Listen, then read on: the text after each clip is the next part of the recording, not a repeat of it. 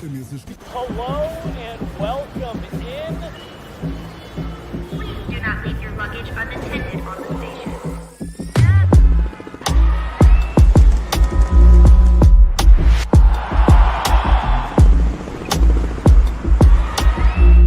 Welcome to the show.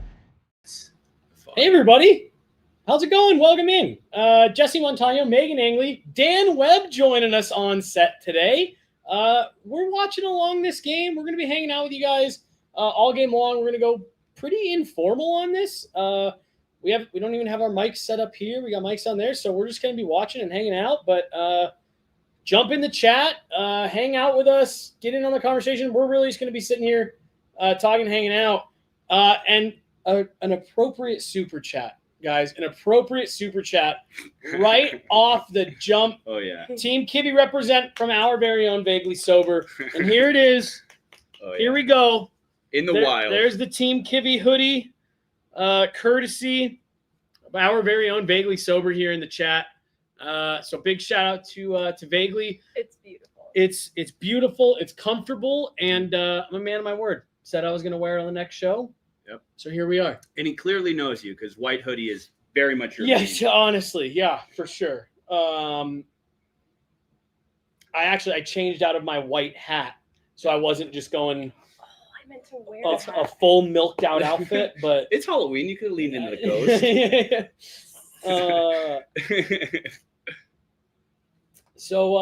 Welcome in, guys. Come on in. We're going to be here all game long. Just hanging out. We're going to be talking. We might get some food going. Who knows? Anything could happen in this crazy world. I'm going to eat that. To test how strong the mics are from here by saying a secret word very quietly, and you guys in the chat let me know if you can hear it. I like this. Y'all give your hot. Let me know if you heard it. That hoodie is fantastic. Good work, Vaguely. That's awesome. And apparently something else is on the way, which always exciting. That's always exciting. Because honestly, each thing, right from the swear jar to Yeah, where is the that? Wedgie Wood doorstop, Yeah. Does guessed that those things would be the items. Does the swear jar is that in play tonight? It should be. It should be in play. Because this is a little more unfiltered. Yeah. I was Yeah. gonna say- Okay. 'Cause Oh, I I don't know see how it. much. I I see don't know how it. much cash I have, but Ooh, I'm probably gonna need it. I have some actually. I don't normally carry cash. I don't normally either. I honestly think I might have $1 I've got some in change. my backpack. I've got some change in my bag that I can go get. I got some $100 bills. Perfect. Yes, So you, perfect. yeah, you have to say the right bad words to get that one. Right before you got This is here. awesome. So it's Brinley again, which I don't think is a surprise, but like Yeah. I got you the Bardakov card. You got- Yeah, that's you what we were have saying. to. We're both nervous about you it. have to. I mean, maybe honestly they've had this circled on the calendar, like play him through the Columbus game. Yeah. Yeah. Oh yeah. Yeah. His revenge We game. come back to Mm-hmm. ball, played Boston. Yeah. Bardakov, Boston. Yeah. All right. I'm in it. Yeah, that makes sense. All right. Puck is Brinley, down. Boston. Yeah, I was gonna say. Just, hopefully they have a plan that they're communicating with Bardakov. Bardakov. You know, I guess is all that really matters. I'm also super. Oh my gosh. We've never done this. I don't think we've ever done a Oh yeah. full watch along, right? No, we've never done it. Yeah, I'll say we've done we will have the intermission reports back this season as well. So we got such great feedback on those last year. We will have the intermission reports coming back, but just trying something a little bit different. Still dark pads for Wedge. Still dark pads for Wedgie. I know he's breaking in the new ones. That's I was thinking about that yesterday. I wonder that might be a good question to ask him. Is like how long it typically takes him to get comfortable with a new set of pads. Mm-hmm. Because most of the equipment these days breaks in so quickly, even skates and stuff. But I imagine those big pillows take a while. Well, I know he's not as particular as Mackenzie, Mhm. but I know I know Scott likes to have his pretty broken in. Yeah. What did you guys think of getting to see Mackenzie today? So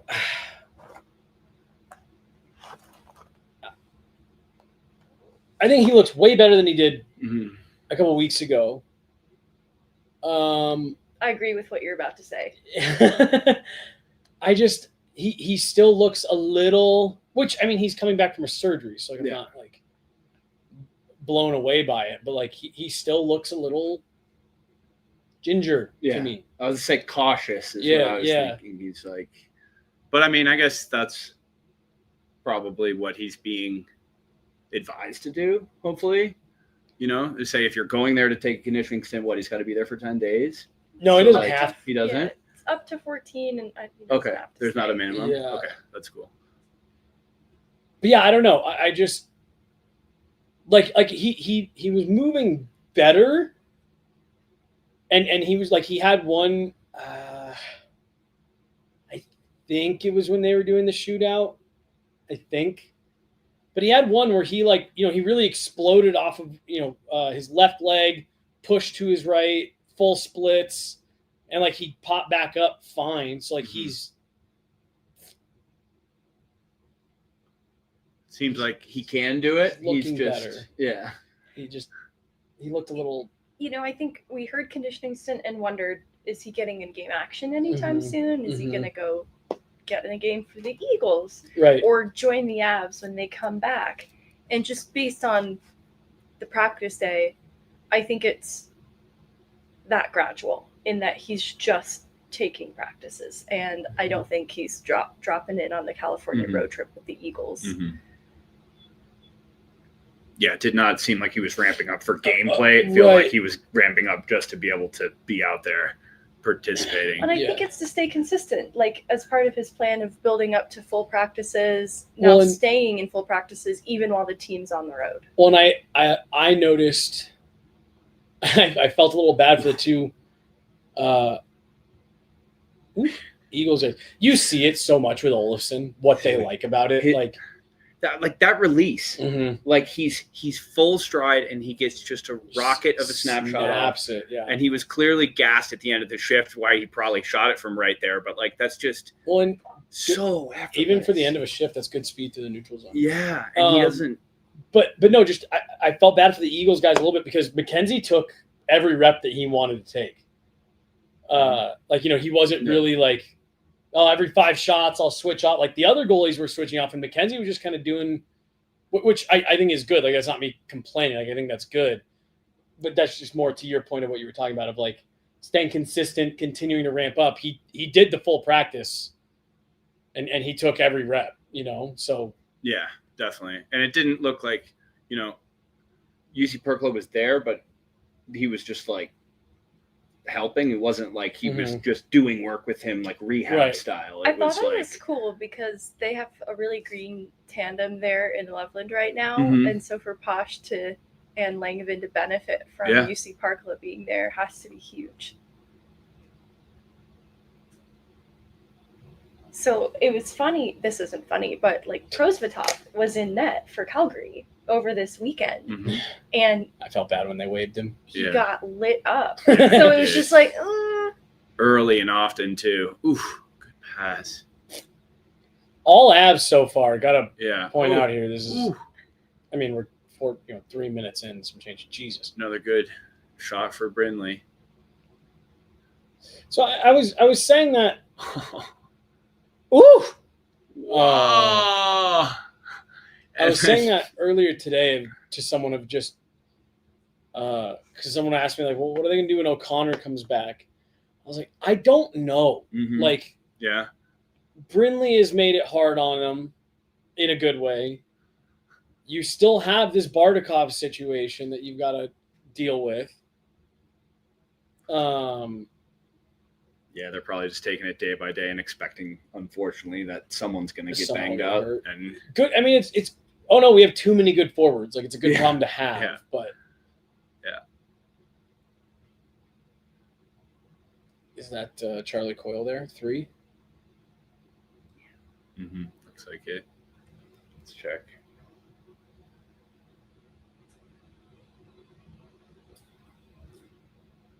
Yeah, he is 3. You are correct. I liked him for the Avs. I did too. I feel like the way it ended with just kind of tough penalty kill in the playoffs didn't accurately reflect his time here. I actually thought he was a much better fit. Yeah, I agree. Than maybe some tough shifts on the PK in the Dallas series would indicate. That was yet another. That's impressive. Really generous offside call. Yeah. That is the third time this season where I've seen one just in Avs games, let alone in other games around the league, where I'm like, let that play. Yeah. Let that play out, and if it goes in, let the challenge, take care of what it's supposed to. Oh, that was a weird bounce. Yeah, it was. And I thought that they were always advised that's what they're supposed to do, is give the benefit of the doubt to offense. That's you can always go back. That makes too much sense to me, but maybe they're worried about slowing down the play with too many reviews, so they're shifting that, but I agree with you. Hey, just for everyone in the chat, because it's also live right now on our channel, and if you can't tune into it live, you're watching the game. The other Tom Green show is a newer show here on Guerilla Sports, and it's just fantastic.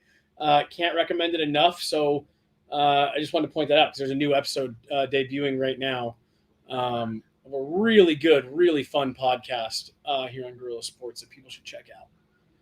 He's come out strong too, like heavy hitters as guests. Yes, it's been incredibly impressive just how much being a good, kind person in this industry can do. You know, all the people you'll meet. Well, and he's got former Bronco Carl Mecklenburg on today. So to your point, just adding to the list of great guests. Diverse too. Yeah. Well, and then After the Horn, which actually has another episode come out today, had Mina Kimes on a couple weeks ago. They've had some great guests as well. So yeah, fun shows that people should be checking out. All right, we're just at the 15-minute mark here.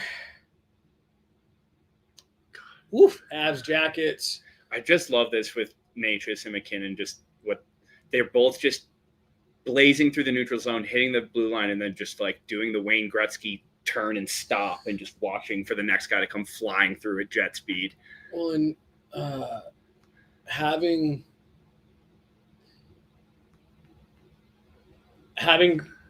those two. Whoa!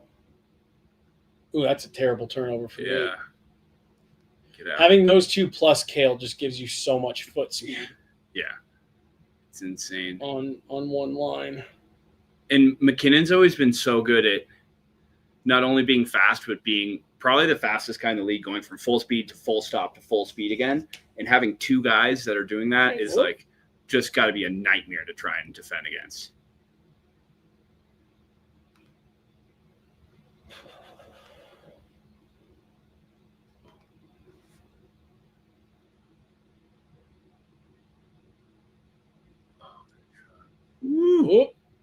Oh my goodness. Man, there was your guy, Colton. So they had 2 days off in Columbus. I'm sure he hung out with Miles, right? Yeah, you would think. Solovyov already took his number, too. Yeah. Do you want to know what's hilarious about Solovyov taking 28? What went through my head was Ryan Murray. Yeah. And it should have been Miles Wood. Oh my gosh. Stanley Cup champion. Right? Yeah. Okay, yeah. He was hurt. He was just hurt. Yeah. After I said that, I started doubting. No, I was right. like, This actually came up in trivia like a couple years ago, and I could not remember the guy who was hurt, and it was Ryan. Okay, all right. Another former Blue Jacket, 3rd overall pick, and Stanley Cup champion Ryan Murray.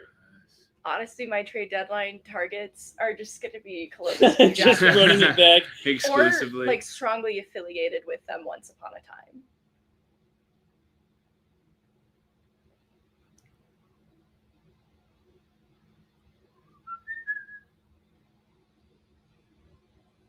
I'm going to give a shout out to Chloe here. She's been sick all week, and the last 2 days has been still knocking shit out here.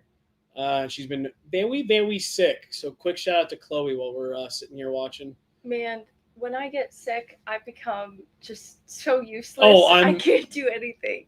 Hannah gives me so much shit. I am such a weenie. When I get sick.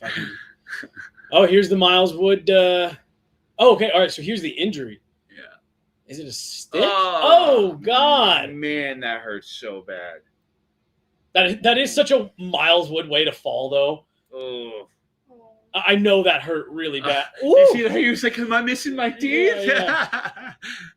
Yeah. Do you guys remember a few years ago when Nate behind the net got a stick in the eye?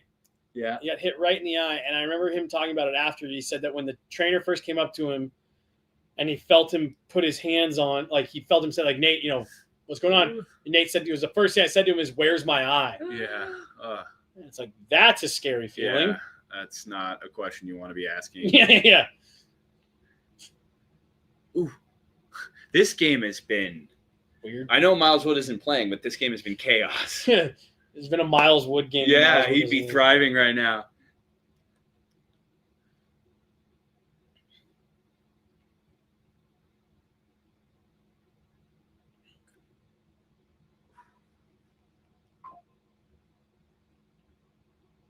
Oh my goodness.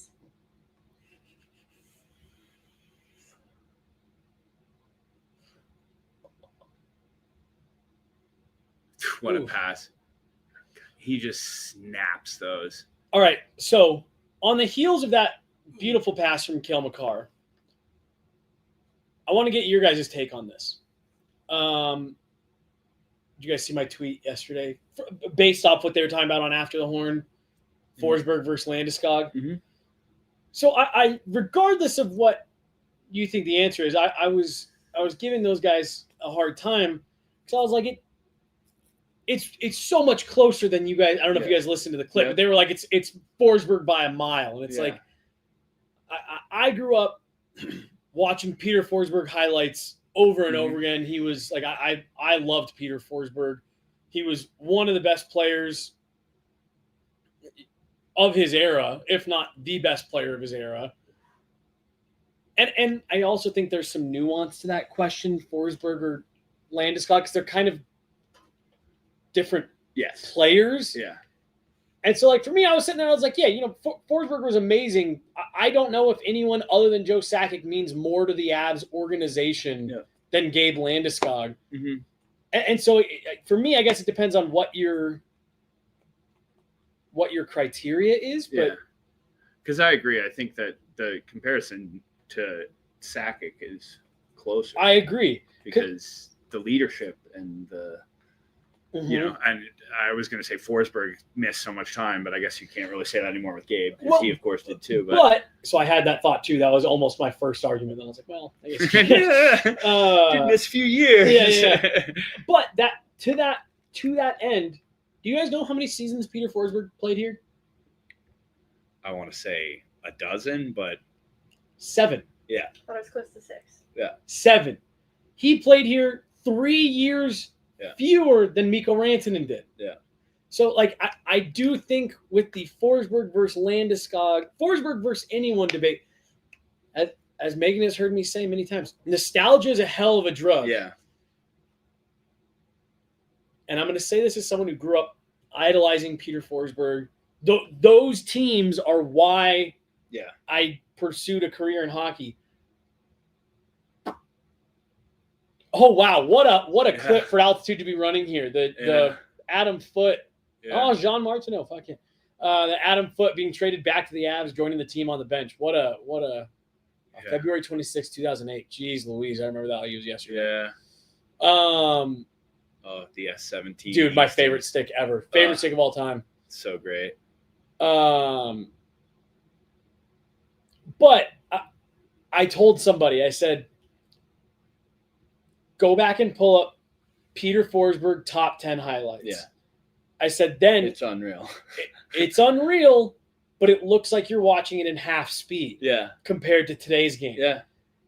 And in his defense, half the time he did have a guy literally draped over his dude. back. I mean, hooking him, but and again, it's not just him. It's just the game in general. Mm-hmm. And I said, if you were to show someone who didn't know anything, and again, I say this one, as respectfully as I possibly can, and two, as someone who grew up on Peter Forsberg. Yeah. If you were to show someone who didn't know Peter Forsberg top 10 and Nathan McKinnon top 10, they would go, "Oh, that 21 guy sucks." Yeah. Yeah. The game is just so different. It's why it's so hard to compare eras. Yeah. Well, and I think if the question is like, who in their time skill adjusted for era was the better player, right. it's clearly Forsberg. It's Forsberg, but if sure. you say like who has contributed and brought more to the organization, you could probably make a pretty easy. I think it's Landy. Yeah. Do you have a thought on this? I'm just a little caught up in the criteria, like of what it Yeah. is you need from each Well, player. well, Not yeah. so different from our Nichushkin Rantanen Yes. conversation. It's like, well, who's the opponent? What's the game? What's Yeah. the situation? Mm-hmm. Well, and that was because I was sent the question before they, before the show. I was sent like, "Oh, is this a good question?" And I said, "I think it's a good question because I think there's a debate there to be had based on all this other stuff." And all the way the question was posed was, who would you rather have, Forsberg or Landeskog? Yeah. Like, Oh, what a on pass! on your team, I'm guessing. Have Right. And Oh, that's man. unfortunate. Slovia. I love him. We've had a lot of blown up sticks already Do you this think season. Gabriel Landeskog has done enough for a Hall of Fame induction? Okay, so this is what I think the question is. I think if they win a second one, Mhm. I think he's in the conversation. And then depending, I think if they win a second cup, I think he gets in. I don't know if he's first ballot, but I think he gets in. If they win a second cup and then he goes on to like have another 25, 30 goal season at some point or a couple. I think Yeah. is very realistic. I 'cause agree. He was on that track basically every Yep. full NHL season. That's. I was gonna say. I think he needs to probably have a couple more seasons of 70 points. I think he needs to win another cup. I Yeah. think he needs to help Sweden do a medal. I think that's the other part is the international stage Yep. that Forsberg had If lots of reps. oh yeah, big time, and like iconic international moments. If because Landy could have, right? Totally. It's just kind of well, it's been Oh no, it's been taken away from this era of players. man, that fan is nightmare fuel. What a great chance, and just puck ends up in the corner. That's tough. Do you guys think? I think it was one of you that asked me, or maybe it was Chloe. Captain for Team Sweden? Yeah, I mean, It's who else? him or Eric Hedman? Karlsson or Hedman? Hedman's the only one that is the only one that I could think that you would Yeah. look at and say, yeah. Yeah, I think. 'Cause I I think love that's Victor a Hedman. no-brainer. I mean, you hear all the time that most of the players in the league agree that Landeskog is one of the best captains in the league, up there with Crosby. And I have to imagine that as he was going through all the rehab, in addition to I want to get back to the Avs, I would imagine that there was a boy, oh boy, if I can make this happen, I'd love to be able to play in the Olympics. Yeah, definitely. So yeah, if he captains Team Sweden at the Olympics and they can, have an upset and he can play a role in that, Mm-hmm. I think Gabe can get there.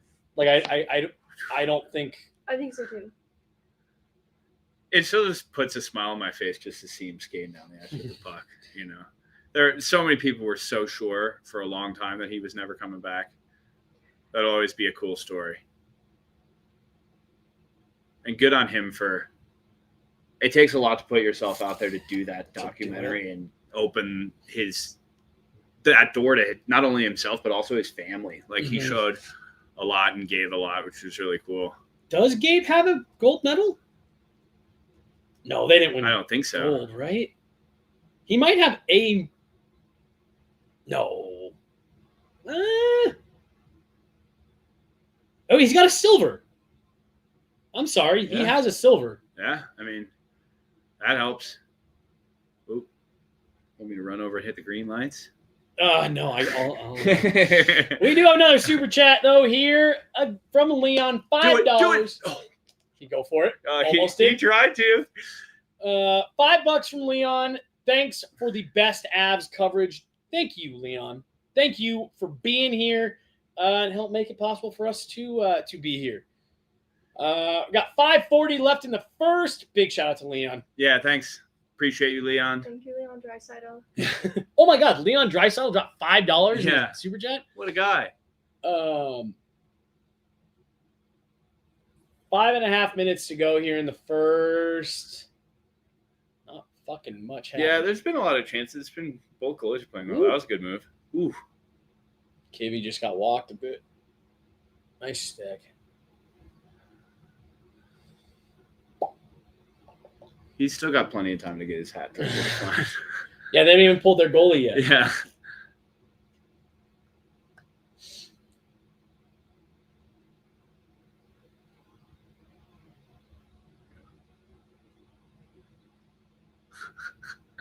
Oh, Ooh, my gosh. ooh, that looked like Look he at landed his on his face. forehead. Yeah. Yeah. Popped right back up, though. Yeah. Oof.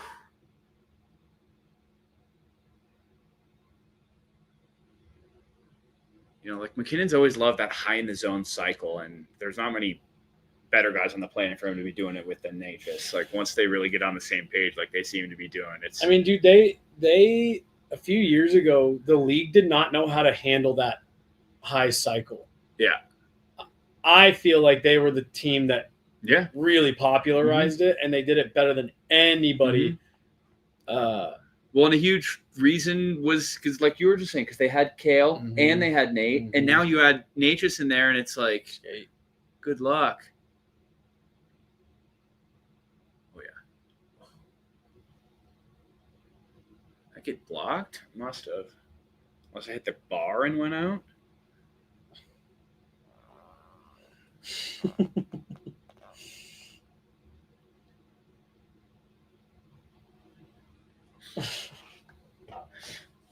I just gotta. I won't fully dox the people who are texting me here, but someone's significant other is at a restaurant that Ryan Graves just walked into. Nice. Oh. He always seemed like he was a really nice, down to earth guy. He was here during the COVID years, so I didn't really get to interact with him, one-on-one much.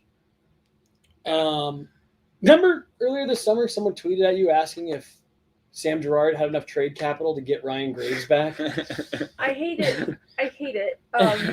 That's so funny. Genuinely really kind. Yeah.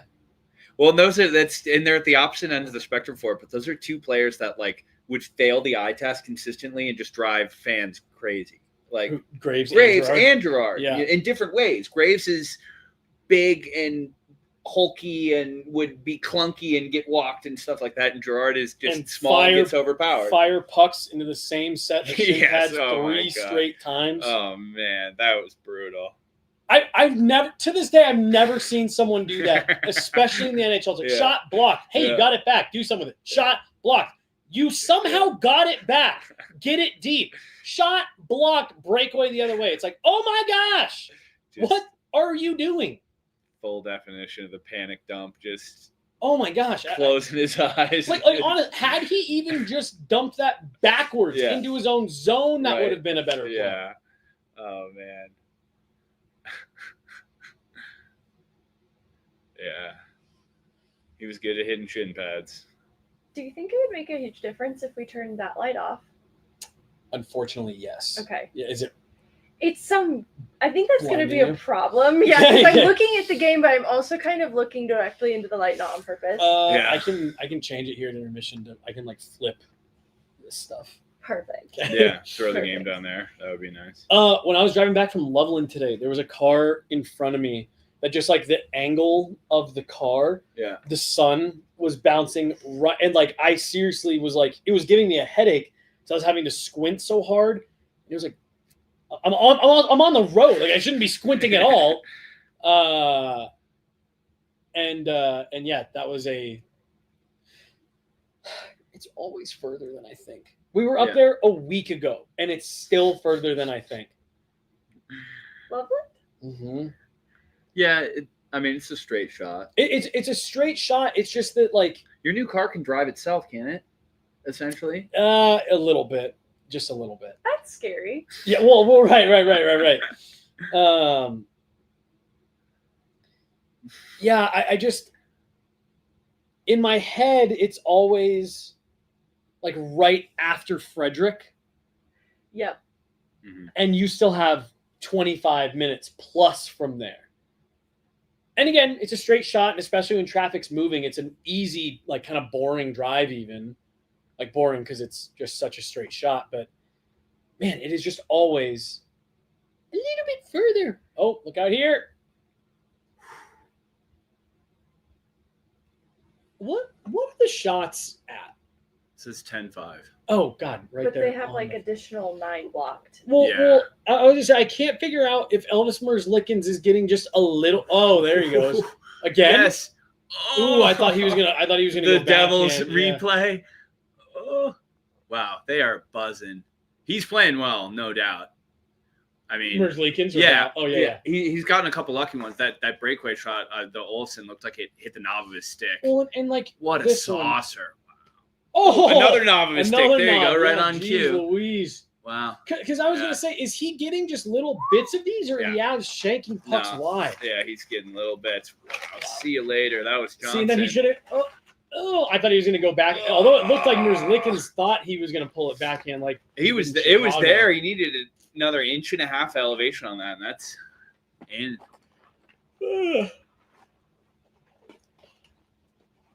Get one before the period would be huge. They've been playing really well. Burnsy. See, this is what kills me about the fucking NHL stat keepers. That Taves shot was a shot on goal, and they haven't counted it. Yeah.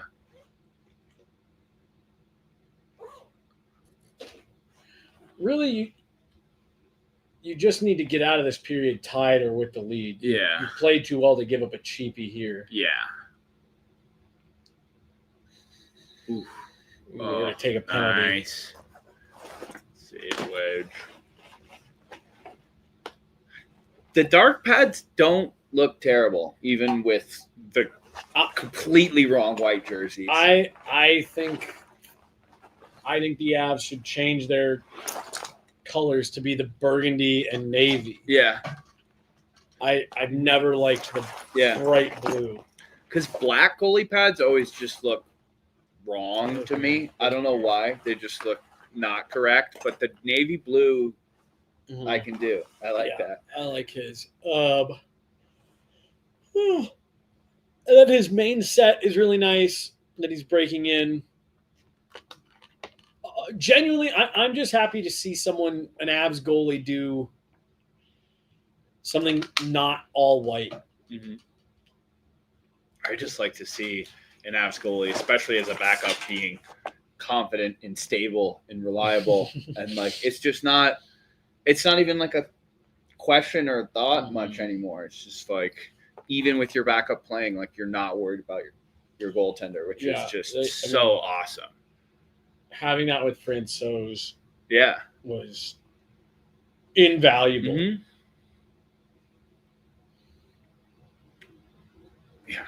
So we sure experienced exactly a year ago how bad it can be when you have no goaltending. Just, I think a lot of people discredited that when, talking about the team from last year. It's like, sure. They gave up, I don't know, 5 to 10 games that they just lost due to bad goaltending. Like, yeah, I was gonna say that was the problem, was that you had gotten to the point where players were pissed. Like, I don't necessarily know if they were pissed at any one person directly. I'm not going to speculate on that, but like, you could just tell that it was one of those things where it's like they're playing well, they're doing good things, and they're losing, they're chasing games, they're whatever. It's just demoralizing.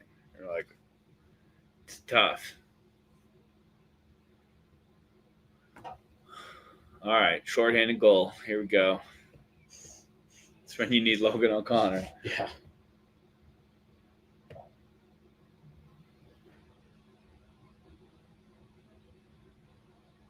I can't wait for our site to be up. I want to do a piece on the penalty kill.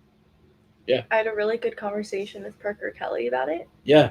and I want to talk to a couple more players. But yeah, hopefully soon. Yeah, so you had that conversation with him for a while.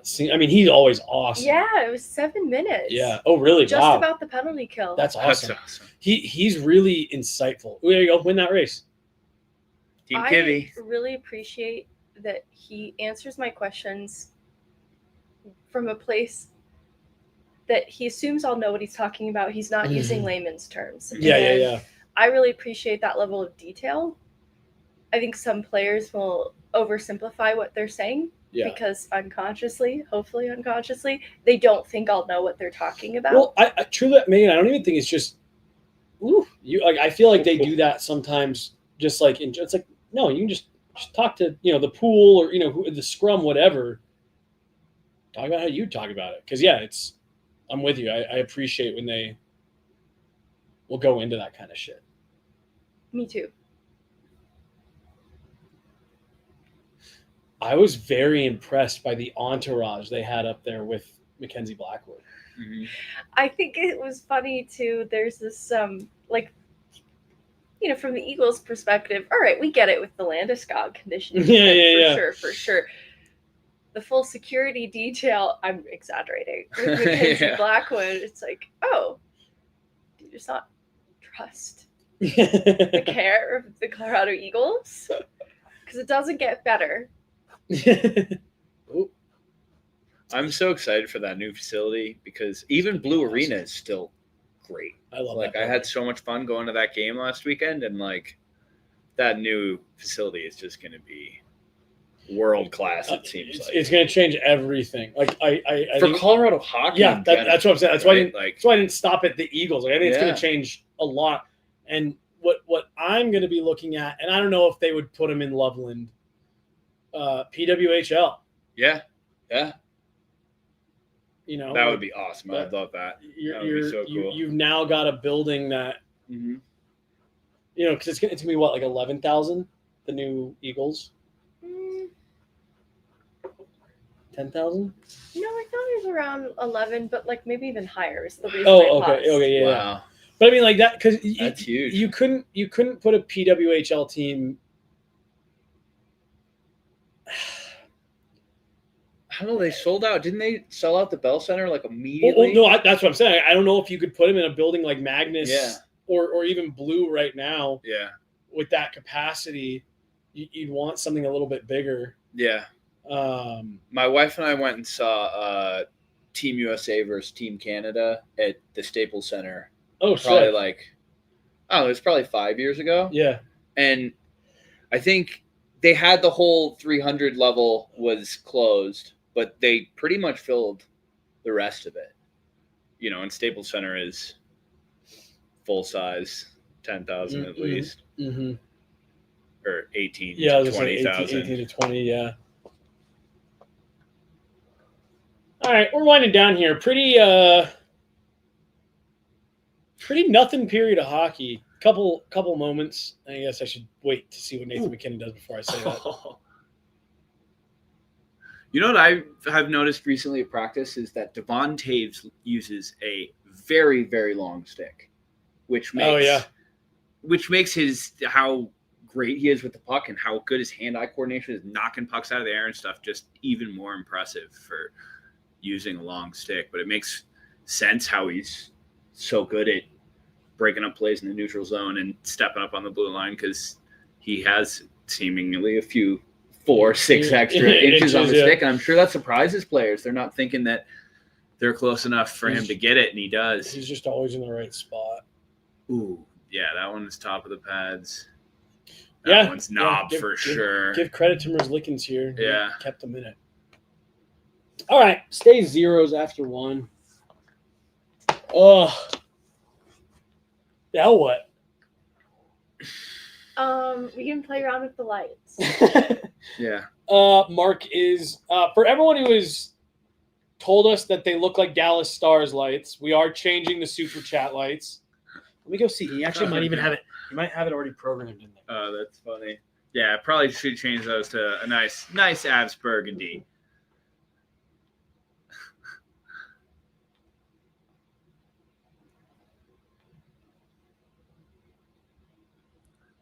Yeah, vaguely. Are you gonna send us a disco ball? We could just throw it right up on the roof there. Careful what you wish for. He's saying disco lights. I don't really know what disco lights are, but a disco ball, or I guess it's those like Yeah, like the wacky monkey. ones that go all over the place.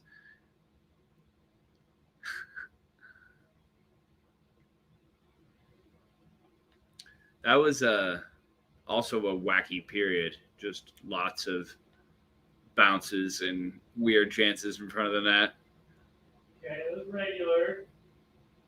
That is pretty, unfortunately, Dallas. Okay, all right. They're not in here yet. But still, thank you for the super chat. He's torturing us. Yeah. Mikko Rantanen's here. Oh, no.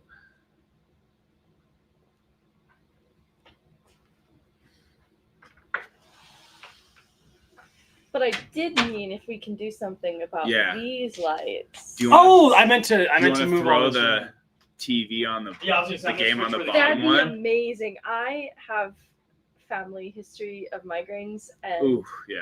they are bad. Staring into the sun is not good for that either. So you should probably. I know. We should change this TV. I'm getting nervous.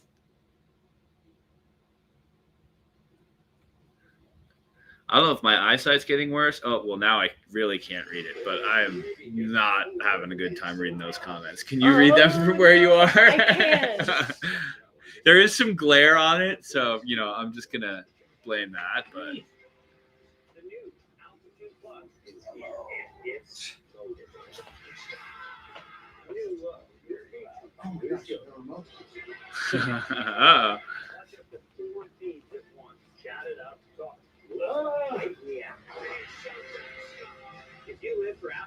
I watched 4 hockey feeds on ESPN the other day, and it was awesome. Yeah. But, I truly do not understand why you would need to watch 4 separate altitude feeds at the same time. Yes. I mean, at most, maybe the Avs and the Nuggets simultaneously, but, what else are you watching? I don't know. It doesn't make much sense to me. Turning the volume down on this TV? Yep, you got it. Is it 0? Yep, Perfect. Nailed it.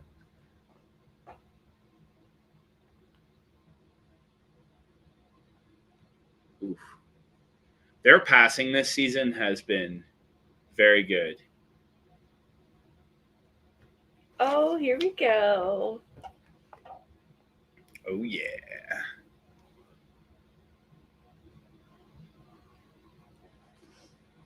I wonder, too, do these lights have, a warmer setting? That I don't know. I know there are different, presets for the different shows, but I don't know what those are. Wait, really? Yeah.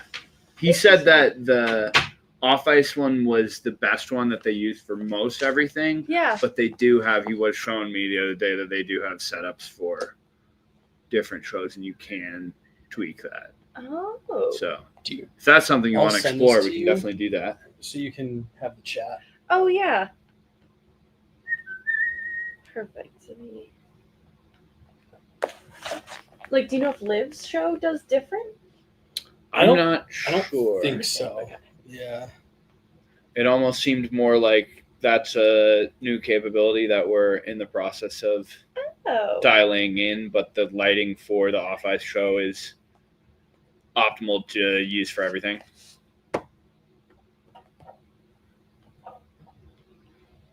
Yeah, because I filmed a decent amount of stuff when I was in LA at Staples Center, and it was cool to see they have very different lighting for hockey and basketball. Oh, interesting. The basketball is much, much warmer, a lot more yellow, to coincide with the coloring of the court, especially for the Lakers. They are yellow, so everything was like that. And then that is such a weird building. Yeah.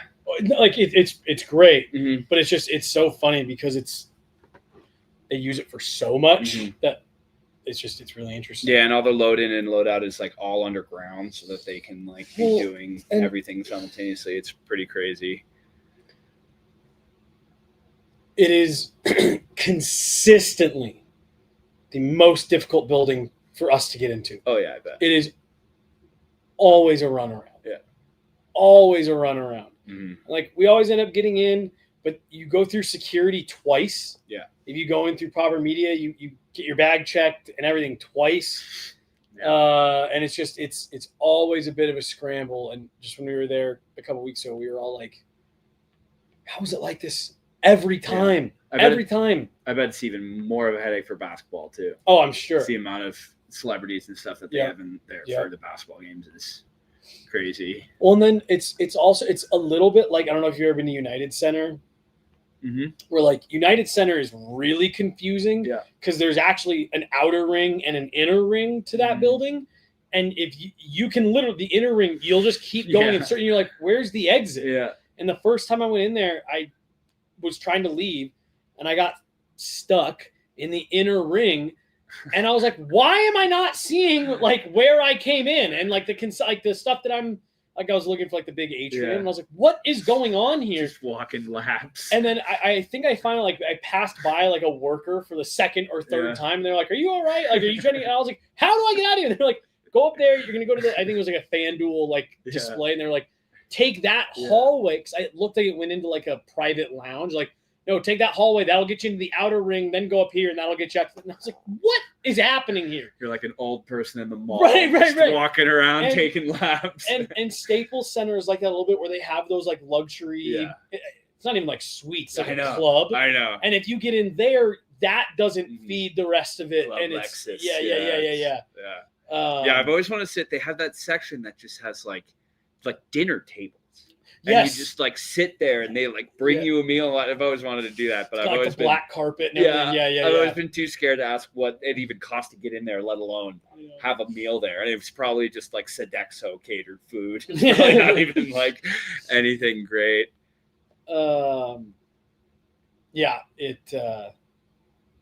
Great building, but a bit of a pain to navigate at times. Mm-hmm. Yeah, that's Los Angeles. Bro, a lot of cool stuff. Good luck getting there on time. The city also reeks. It reeks. We were walking to get lunch, and I was just like, you walk through downtown Denver, and you walk through pockets of gas, sewage, that. Man, it was at least in the immediate major downtown. I was like, woo. Yeah, it is ripe out here. Yeah, I try to not spend any time downtown when I live there, if I'm being honest. So 2 or 3 years ago, we the Avs opened out there, and JJ and I stayed in like we booked it as a hotel, but it was one of those like apartment Airbnb apartment things. There's a lot of those. And like the room was nice, the building was nice, and it was a 10-minute walk from Staples Center. Bro, we were in Skid Row. We didn't know till after the fact. Oh yeah. That it was like, oh, we maybe like should not have stayed there. Yeah. Oh yeah. There's a lot. The Skid Row is expansive these days too. There's we walked right by the Cecil, and I was like, oh, that's crazy, the Cecil Hotel. Yeah. Again, come to find out, it was like, hey, you probably should. Yeah. And it's funny because Anaheim is right down the highway, and it's like the exact opposite. It's like so easy to get in and out of, and it's like the most accessible rink. And like, you can show up like 20 minutes before puck drop and like get a parking spot, pay $10 for it, no problem. I've also got, but the arena is like terrible. I get asked all the time to rank stuff based. Rank it by arena, which arena has the best this, and I always tell people like I can't, because there's certain things that I would say that would probably upset people. Mm-hmm. Yeah, that rink is very bare bones, which was always surprising me, because it being like Disney, you'd think it would be would feel like Disney, and it would be like this big extravagant arena, but a lot of marble. It just feels so like vanilla and plain. Like and truthfully, my complaint with that arena. And again, I'm certain it's different for fans, is they're parking for media. Oh, yeah. I have been late to games there before because of the runaround we get on the parking. But to your point, super accessible, very easy to get to and all that stuff. But because we always loved most of the time they would play a back-to-back LA and yeah. When I was living out there, it was fun. My wife and I would always try and go to both of those. Well, and I always thought, up until a few years ago, without ever actually looking at it, I always thought that Anaheim and LA were a few hours apart. If there's no traffic, it's not far. 35 minutes, 40 minutes at most, you know? Mm-hmm. Yeah. Yeah, you pretty much always got to pencil in an hour. But, like, you know, if you're going in the middle of the night, you can get there real fast. But, again, that's LA. Did you guys go down to, like, Disneyland for dates and stuff like that when you were out there? Not Nah, really? that's my wife is going there tomorrow with my daughter, actually. Was it your first time? No, we took her there last year. Okay. So, you know. Was she old enough to? Yes. Appreciate already obsessed with Minnie Mouse. Cute. Nice. And, that's like one of her favorite things. I have like a long video on my phone of when she met her and was terrified, and she loves just rewatching it. So is she that'll be bringing good. her mini costume? Oh yeah. With her to wear to the park? She's allowed to do that, right? I think so. Oh yeah. Okay. For sure. Especially right Halloween now, time. Yeah. Halloween. Cool. Yeah. Oh, I bet the park's really fun for Halloween. Apparently, it's a thing that like with this extraordinary woman at the gym daycare that we go to. It's a thing that they have like Disney character trading cards. And I guess the kids like get them signed by like the characters at Disney. So she like just gave my daughter a bunch of trading cards and a little like booklet that you can like put. It was like the sweetest thing in the world. Awesome. It's like so wow. Cool. So so that's cool. That's awesome. I love that. Oh yeah, Disney is a lot. It's impressive, man. Yeah, it's what they do is impressive. Mm-hmm. I've heard this is like one of the most slept on cities in the NHL, Columbus. Mm-hmm. Yeah, you do hear good things about it. I know Eric Lacroix always says that he loved going there and playing there when he was in the league and a scout and all that stuff. I've heard mixed things. Like there are some players that I'll be surprised to learn if they have a no move clause that this is actually a team they would consider going to. Yeah. And then there's others who are like, it's my least favorite city to play in. Interesting. Interesting. But I've seen both where there's people who appreciate it and wouldn't mind playing there. Mm-hmm. I wonder if it's the like where that player's upbringing was from. You know, like if you were a Midwestern type of person, you'd probably fit in there and think it was totally fine. But if you're someone who wanted to be in a big city or something like that, it would feel underwhelming. You know, rest his soul. Johnny Gaudreau went there in free agency. He was like one of the biggest names to like hit the market in recent recent memory. Mm-hmm. And I remember that being something he talked about after the fact. It was like, the city's great. Yeah. And everyone was just like, what? Yeah. Columbus? Well, he was from New Jersey, right? Right. Now, I do know Cleveland does not get great reviews in other sports, other leagues. That was going to be my comment was, I went to school in New York, so I drove back and forth a lot of times, and you'd stop in Cleveland, and I had some friends who lived in Cleveland, and that was never you're always happy to continue driving through the other way and leaving Cleveland. I can't imagine that would be a fun place to be as a professional athlete. What would be your, say, 5-team no trade? I mean, I feel like it would have to be Winnipeg because just living there would just be brutal, right? Like, I mean, you go home and you want to get some rest because you've been on a long road trip and you can't go outside because it's negative 25 and snowing sideways. Like, that would be tough. You know, I think if you were traveling and on the road and in ice rinks all the time, you'd want to be in a place that had decent weather. Yeah. You know, because most of those guys are going home in the off season to wherever they're from. Yeah.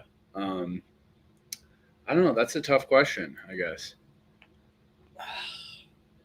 Vegas. Really? Yeah, I think it wouldn't be a culture fit. Okay. Yeah. All right. Nice. All right. Oh, all right. Nailed All it. right. Yep. Yeah. Yep. Good call. Yeah, you're not gonna go play for the villain. Yeah, I mean, I could, destroy it from within. Yeah, right. Destroy the Infiltrate. evil. Yeah, there you go. Now, I have heard that players fucking So love I living actually there. I kind of love a dry Yeah. climate. I think Yeah. there are reasons I would enjoy Well, playing in Vegas. and I've heard Summerlin, where like all the players live. But yeah, culture fit, yeah, especially outside. Yeah. especially today. That's why we just need to get hockey back in the desert where it Yeah, kind yeah. of belongs. Yeah. I to this day contest that ownership fumbled it so much more, even beyond the obvious in Arizona. Like Yeah. ASU is recruiting players away from like North Dakota and Yeah. like the big Hockey East schools because it's such a great place to live. I really do think that like hockey in Arizona should do as well as it does in Vegas. Yeah. It was just horrible ownership. No, Oh, I yeah. agree. I think I feel for that fan base. Oh my They gosh, so much. just, Yeah. There We were, we always used to go there for hockey growing up, and it was always surprising how nice the rinks were and how good and competitive the hockey was there. I'm curious to see what I would love to know what players' thoughts are about Utah. I've heard because that early Utah's a very different place, and Yeah. it could be weird and different. And I wouldn't shock me at all if a lot of players are just like, I'm not trying to fuck with that. Don't like it. I've heard that it is a little weird and different. Yeah, But management cares. And for sure. Players love that. Definitely. But there's like, certain places and stuff where, you're even like can only get certain amount of drinks at a restaurant the or thing. Like food and rules, like, so I think, I've heard that's like a little funky. yeah. And I'm sure some players would just be like, I'm not dealing with that. Like, I'm a professional athlete. No way I'm going to do what I want. They just but go I don't harder know. on the road. Yeah. Just kidding. I'm just kidding. No, I actually think they're pretty serious as a group too. Definitely. I don't think they're going crazy. Yeah. But I'm Isn't even that just like, interesting though, how like you'll hear of some teams that have curfews that they have to enforce and surveil, and then other teams have it and they don't because everyone's just bought in. yeah, because they don't want McKinnon to yell at them. Because they don't want So the dog to bite their head off. one of the teams that would be on my no trade list is Buffalo. Yeah. Oh, for sure. And that genuinely, I mean, I don't know how much I'd love living in Buffalo, but like a big part of that is exactly the fact that it's like, yeah, I would, if I'm a player in the NHL, I'd look at that organization and go, yeah, they're unserious. Yeah, totally. They like, yeah. The fan base is sad. The vibes are really bad. Yeah. And it's just Buffalo sports. Like, it's Right, just right, sad. Even the Bills that are so good, it's like, yeah, they always lose in heartbreaking fashion. It's like, So just the coverage of the team would bum me out. Yeah. The lack of direction would bum me out. Buffalo would be on my list. Winnipeg would be on my list. I have to be. I think Edmonton would be on my list. I feel like Ottawa is probably on a lot of people's. I've never been there. So Yeah. I don't know. Actually, honestly, like, is storied and as cool as Toronto's history is, fuck that. No way. I'm not trying to go there. Why would you want to deal with that? Why would you want to deal with that? I would want to play in Toronto or Montreal because Montreal, yes, because of how passionate the fan bases are. I can get why certain players in certain roles would not like that, and I think it's totally valid. I just, having been there a number of times, like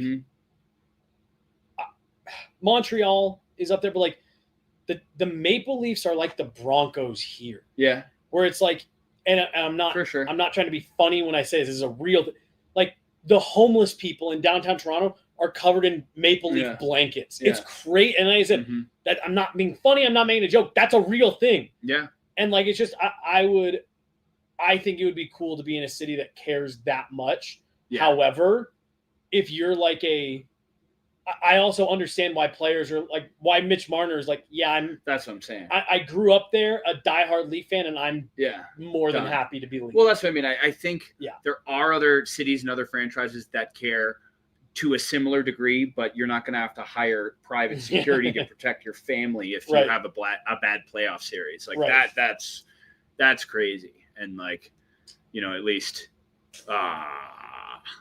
So I'd love to see what the rule is here. I'm pretty sure this was a hand pass on the Avs that wasn't whistled down. I don't think that they will. You challenge it for a missed stoppage, but that would Yeah. be a hilarious thing to challenge for. We made a hand pass. No one's looking at him. Everyone has their back to him. Oof. Somehow this is Kivi's fault. Yeah. Well, and Wedgwood gets one off the shaft of his stick, but it still goes. I just got to keep doing what they were doing. Yeah.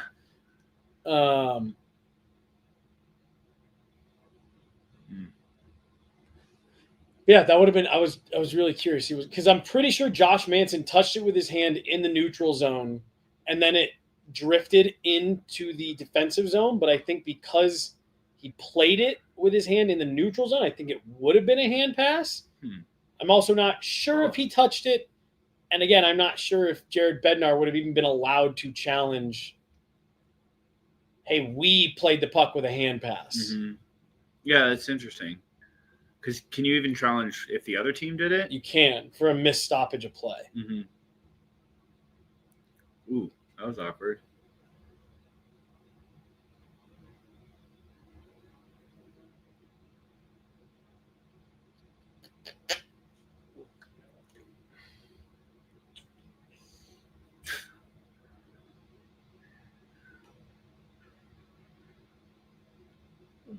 Oh.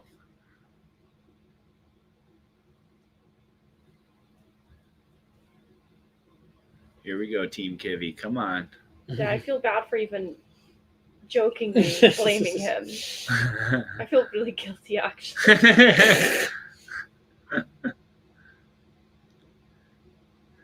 Now I just noticed it so much that Tave's stick just looks so long. I don't know why I didn't before. Oh, that goal seemed to wake them up a bit. Not that Yeah. they were playing poorly, but I don't think they've given up the puck since they Come on, Birdsey. gave that up.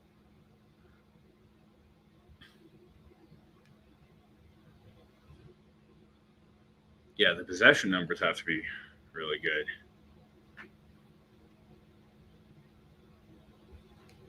Here we go. Long shift here. Oh, Nice job keeping that. yeah. Ooh. Wow. Merz Leakins. Oh. Just jams it 5-hole. Yeah.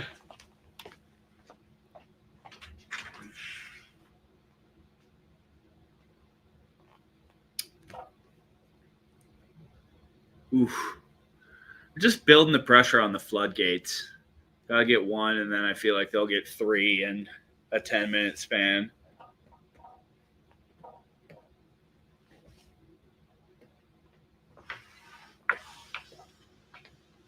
I mean, you're getting goalied right now for sure. Yeah.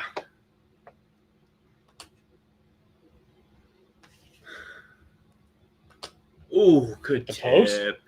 Yeah, that came out very fast after getting tipped. That must have. Well, it changed direction in a weird way. Yeah.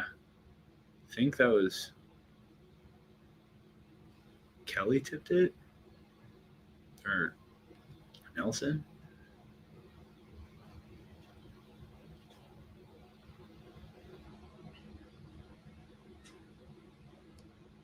It's sick. It's that length. Yeah, it's that long twig.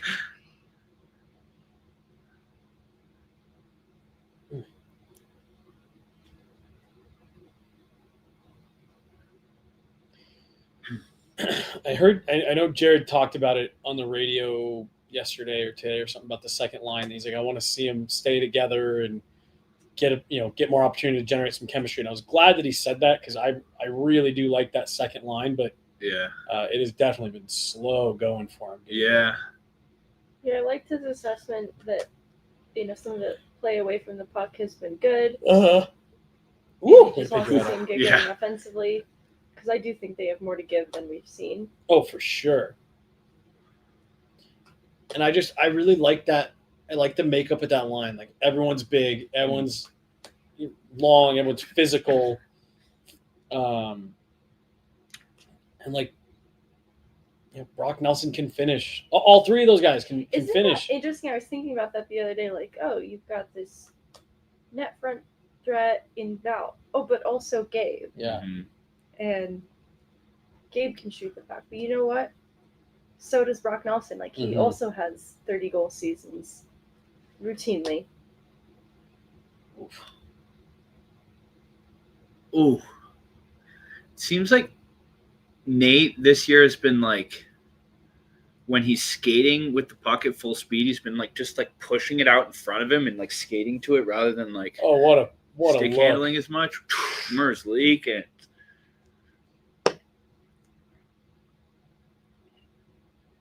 yeah, Elvis is dialed here. yeah. That's a great pass. You're gonna tear a rotator cuff there, Elvis. Yeah. Easy. Got to do a Statue of Liberty every glove save. Did you see the Shesterkin one a couple nights ago? No. I mean, great glove save.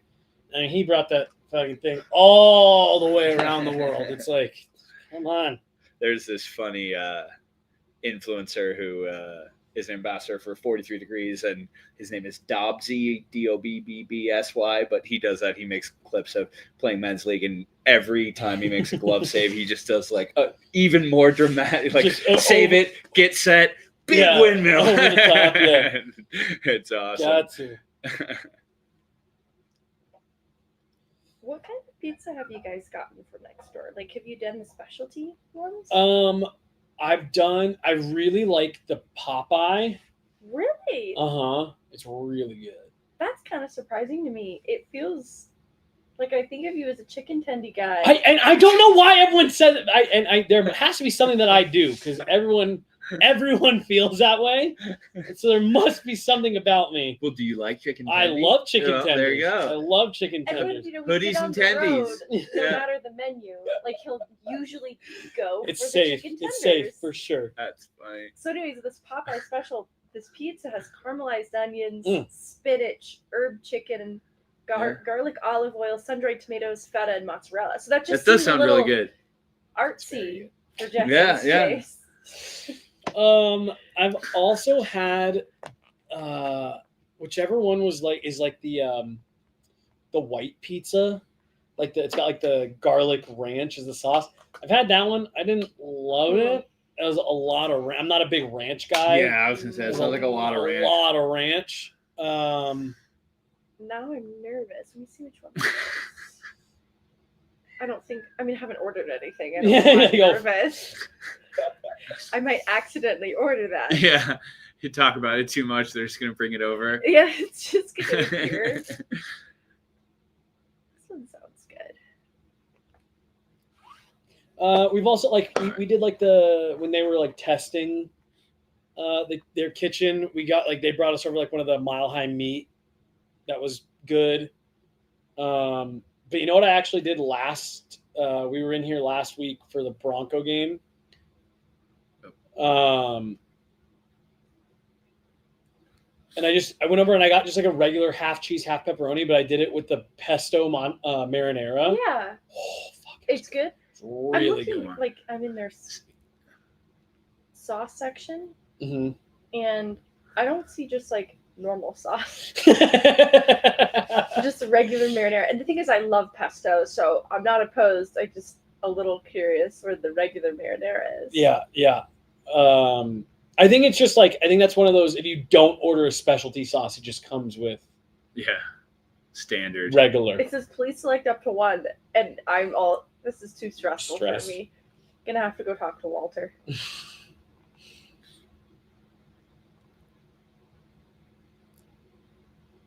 They're all really nice too. I went over there one day when Leteste was coming in the studio to ask if he could park in the lot right there, and they were so nice about it. Nice. See ya, Kale. You can really tell that Columbus is concerned about the speed. and the transition. Like, they've got guys back constantly. They are not taking any chances here. Yeah. They got to keep the lead if they going to have any chance. Avs could have easily 3 goals by now. Evan Bouchard just stripped in the neutral zone for a breakaway. He is an experience. Yeah, definitely. He's all or nothing. And sometimes both. Yeah, it's true. He's all and then nothing. And then all again. Yeah, and then holy shit, what a shot. Yeah. And then nothing again.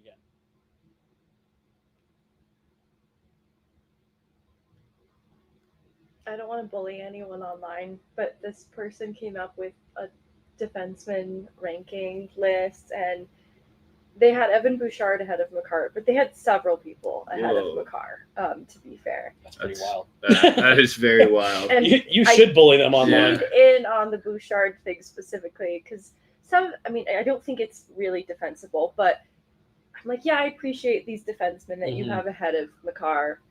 But what are we doing with Bouchard here? Yeah. And their explanation too is Makar's not very good defensively. I'm like, which is an insane argument that I see people bring up. Yeah. So that was probably the argument. I'm sure they had Quinn Hughes ahead of him. yes. And like if your argument I'm gonna go find it. about Cale Makar is he's not very good defensively, and then the next words out of your mouth are either Evan Bouchard or Quinn Hughes, it's like, I actually don't even have to listen to anything else you have to say. You're just biased. Right, I'll say, because that means you don't like the Avs or you don't like Cale Makar. Well, look, I'll listen to Quinn Hughes' conversation if it's the whole of his game. Evan Bouchard is one-dimensional. I genuinely... That was a good shot. I used to also have Victor Hedman in the tier. For me, and this is based on the whole of their game, their impact on their team. Come on, Burnsy breakaway.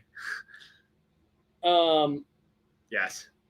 Yeah. So someone's got to shoot it. Oh, he robbed us. I thought he was going to pass that back. I'm glad he shot that. I really do. I think it's Cale Makar, a 20-foot gap, and then you can start having your conversation about everybody else. Personally, that's just how I feel.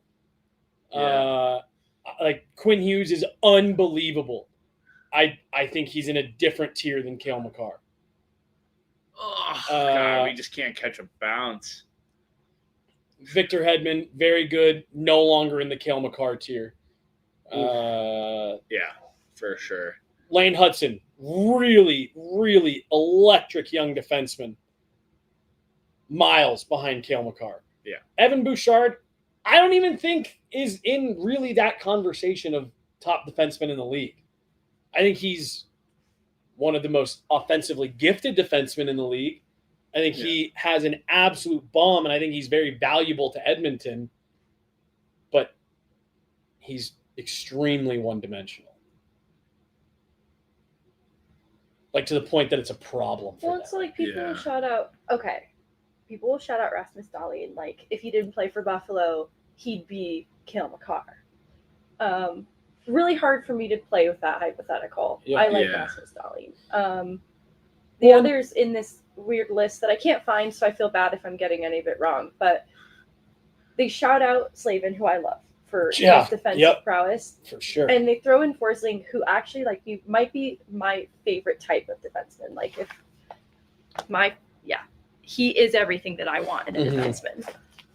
Well, and I hate that argument of like, well, if circumstances were different, then maybe he would be Cale Makar. It's like, well, he's not, and no one's ever been Cale Makar. Right. So, like, the fact that you're comparing these guys on the scale of Cale Makar or not Cale Makar should give you the answer right away. Ooh, speaking of Cale Makar, and that's why. There you go. Yeah. And that's why. Thank you.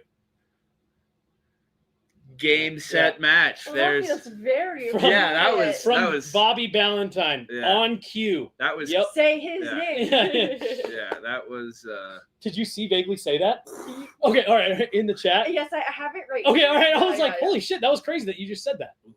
God damn. Another apple from Marty too. Great screen in front from Lecky. Yeah. Great screen in front. Wow. There we go.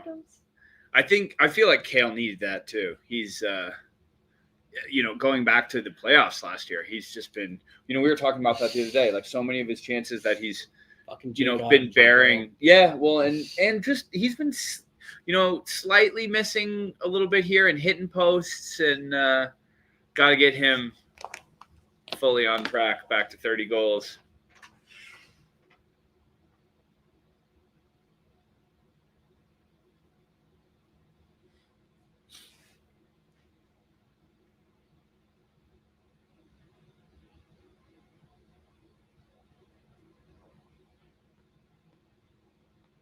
Ooh. No. Good block. Here we go. Ooh. Oh. Josh Manson just dropped it to where Josh Manson was supposed to be. Oh, man.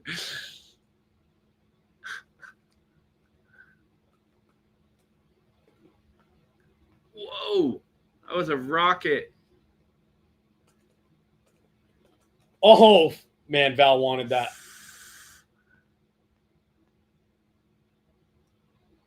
Oh, yeah, there you go. Exactly what Told you, exactly what you said, dude. Gotta get one. That was either Burns or Nelson. Three. So it looks like it was Nelson. Nice. That's huge. Here we go. And by the way, we do have a super chat in from Vaguely that we will get to in just a moment. But exactly like you said, Dan. Yep. Get one. Here we go. Oh, that was a great tip. Burnsy, man.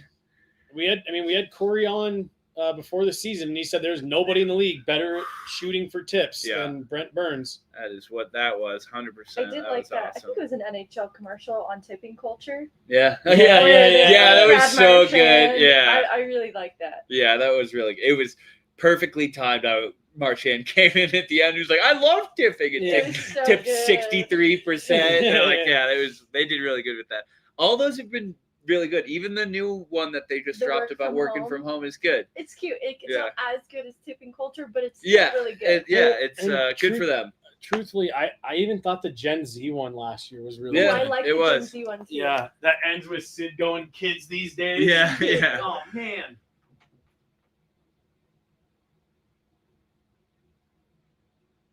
I don't quite understand. My wife and I were talking the other day how when you're like watching the ESPN app, they play like most of the commercials they're playing are for ESPN, and it just feels kind of redundant in a way. Yeah, it's like you have your audience. It's like I'm already subscribed. I'm already here on your app. Like, don't you think running ESPN Plus ads while I'm already on ESPN Plus is just kind of a waste of everybody's time? But well, did you see that video that's going around? I think it's from Pete Blackburn and them on their show, talking about how, and I've actually experienced this, but I never really like connected the dots. Mm-hmm. If you're watching a game on ESPN Plus, at a certain point, it'll go to the commercial break. You'll get the timer up in the corner. It'll be ESPN ads, and they're ESPN Plus ads. And it'll be a longer commercial break than what it actually shows. So it just starts tape delaying your game. Yeah. And you'll get to a certain point where it's like, oh, I'm 2.5, 3 minutes behind.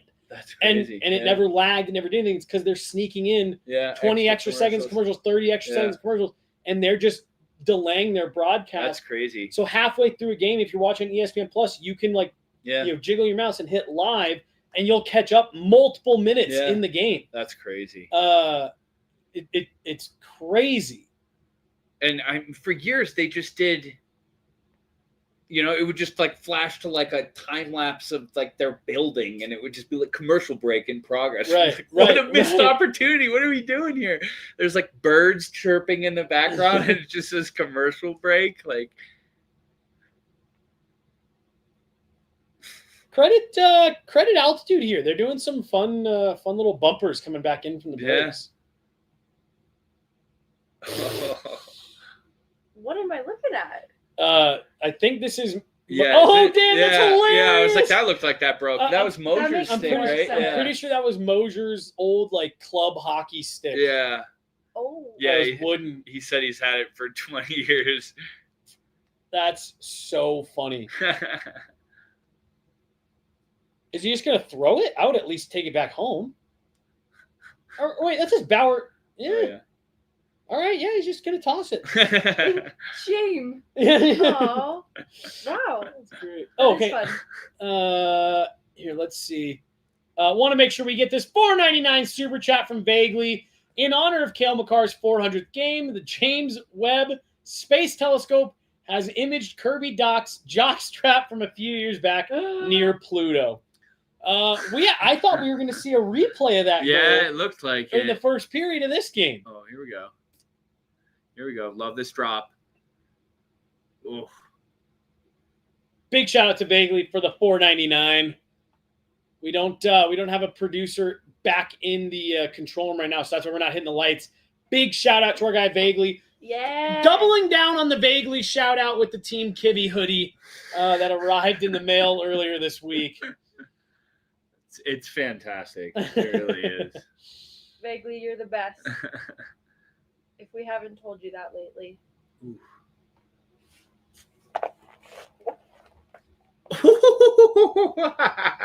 Dude, he is such a treat. Are you kidding me? See, but all right, so this is what I'm God. saying though, and it looks like the Avs are exploiting it a bit.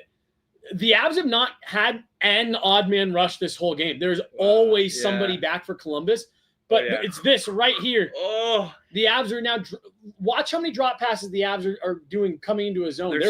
They're pushing guys back, and there's just guys coming downhill at full fucking speed. Yeah, like an avalanche. Yeah, like an avalanche. And I think it's because Columbus, like I said, the camera has not panned back once, or it's like, oh, the Avs are on a break here. Yeah, Columbus has guys stacked back, and I think the Avs are letting them like, cool, stand back there then. Oh, That was a great pass from Drury a second ago. I believe in him. Yeah, definitely. I think he has more skill than people realize. Even Jared Bednar, Yeah. describing him as an elite 4C. Ooh. Dude, show this replay. Did Nate he was standing still and toe drag that between his legs to start that breakout? He is just ridiculous. He looks so good this year. I did let Megan know this morning vaguely that she has some Team Kivy gear coming in the mail as well. I'm sad I don't have it for right now. Yeah. Here's a comment from Bobby Ballantyne. Other than the Dallas game, it's felt like the Avs have been playing with their food this year. I don't necessarily think it's that. I just think that the Avs are controlling games and aren't breaking through at the clip that we would expect them to. Yeah.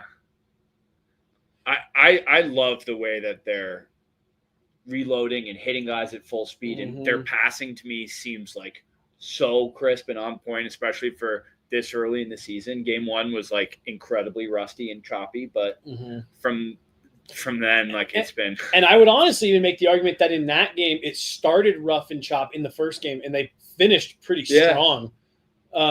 Did you see that interview of McKinnon and Crosby where McKinnon called himself choppy? Yeah. Oh, yeah. And he's like, "You're choppy, eh?" It's so funny.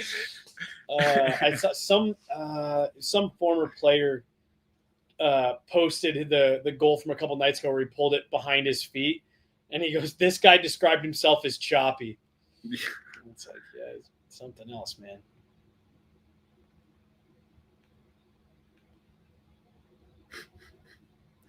Unreal. We are very lucky to watch Cale and Nate every night. I tell people all the time I used to, as a kid, or I was younger when they were first coming to the league. I remember I used to always sit there and go like,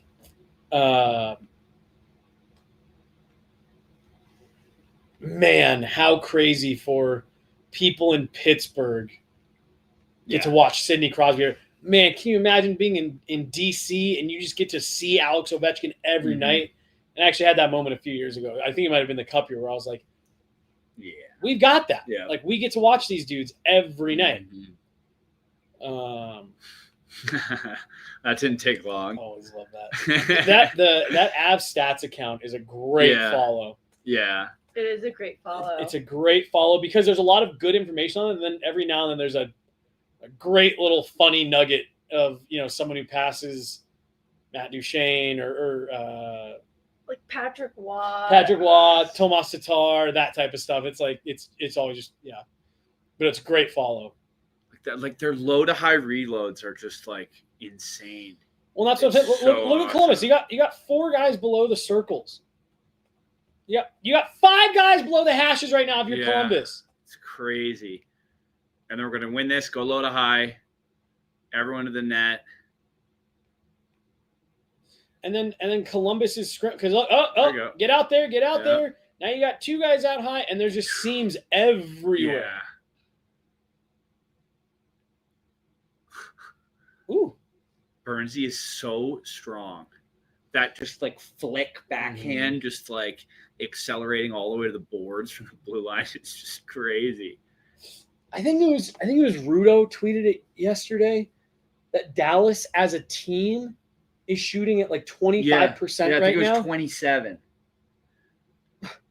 There's that just something probably so won't continue. Unsustainable about that. Yeah. Like going back to that Winnipeg Jets game at the start of the season where they gave up 2 shorthanded goals, same penalty. Well, and it's a 5-1 game that they end up having to win 5-4. And even a couple nights ago against Minnesota, up 3-0, like 5 minutes into the third, and they have to hold on for dear life. Yeah. Well, I mean, combined with how Ottinger is playing, their PDO has to just be like astronomically unsustainable. Ottinger's. Yeah. He's playing ridiculous. Yeah, he was. It's why I don't get too hung up. Ooh. Yeah, I was going to say, no shot. Yeah. Webb seems pretty confident. Well, that looked like he dropped it in. Ref waved it off immediately. Yeah. But whoever this is from Columbus is saying that he's saying it's going to count. Yeah, I mean, Wedgwood seemed pretty adamant. That was some pretty big animation from the goalie. I think he's saying it hit him in the chest. What is this replay? Oh, he like threw that in. Well, I'll say that's what it looked like. Does it hit his hand? He's saying definitely hits his hand. Yeah, that's not going to count. And he definitely like throws it into the net. Well, so he was saying it came off my chest. Yeah. He was going, it bounced off. These are the worst replay angles. But if it hits his hand and then his chest, right? Well, and even count. if he like trapped it against his chest, here. Don't even know if this will be a good angle. Well, there's not a single good angle of this.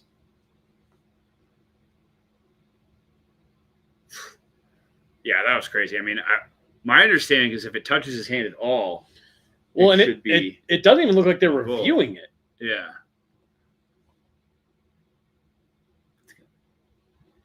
Ugh. I mean, that kind of looks like it touches his hand. It definitely, because I thought he threw it. He doesn't throw it, but it looks like it goes hand, chest, goal. I agree. And I think if it hits your hand, it's got to either hit the ice or your stick to reset it before. I actually think it's only your stick.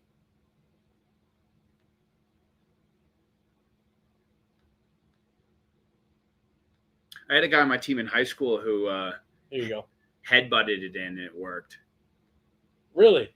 Yeah. Do you remember when they did not allow that for yeah, I do. Who was it that the undersized real see if it right there is where it looks like it hits his hand and then it's stuck against his chest right here. Yeah. Oh, I can see it. Yeah. And then he like kind of pushes his hand out. Yeah. Well, but he pushes his chest forward. He like pushes his shoulder forward. Yeah, wow. Sure. And that slow-mo, it feels like it stays on his chest for too long. Definitely inverse bend and snap. Yeah, for sure. I feel like we need the reverse angle on the left side to really see. Well, I'd even like a net cam. I say let them have their little goal. It'll be fine. Yes, their little goal. Well, that one word just really diminishes that. Well, both coaches look unhappy with whatever this explanation is. Both coaches look pissed.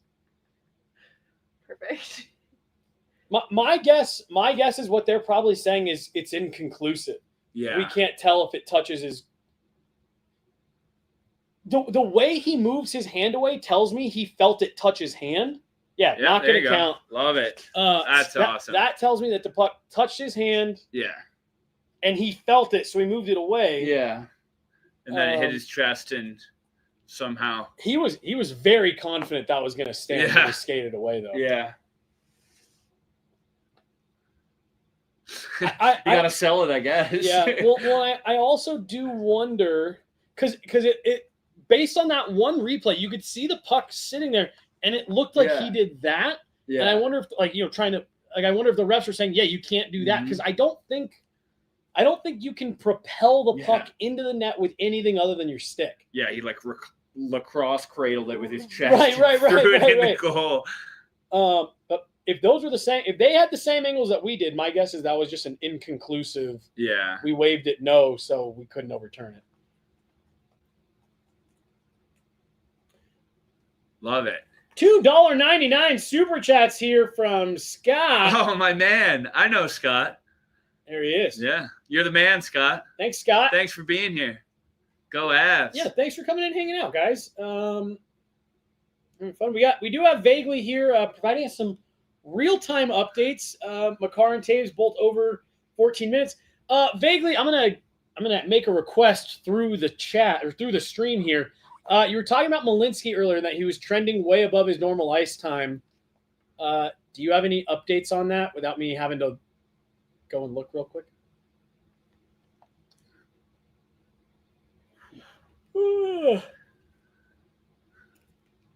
He's been getting time on the kill tonight. Yeah. Love that. Like, decent. Ahead of Soloviev, which is interesting. Experimental. Yeah, Sam Malinsky's at 11 shifts for about 11 minutes, 15 seconds. And I believe... Let's see, where was this? I believe he was... So Malinsky's been he's been averaging about 13 minutes a night. He's at almost 12. Wow. Right now. Should exceed it. Yeah. That's crazy, yeah. That's on pace for 20. Soloviev just under 10. He's the one that we were talking today up at Eagles. I don't know what they're going to do. He's looked really good. He has looked really good. When Sam Girard comes back, I don't know. And I mean, I guess you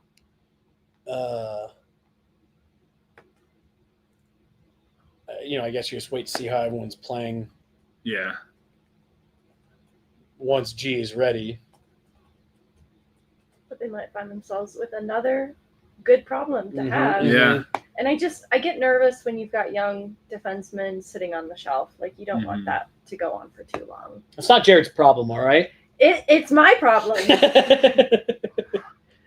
You and I did love that response from him, though. Like, me too. From you've got to earn it standpoint. Don't take it weird at all. I think it's great that he'd answer it so candidly. Mm-hmm. What a save. Merzlikins is playing amazing. I love it when Manson does offensive rushes like that. Shots from out high, traffic in front. It's potted you both so far. Come on.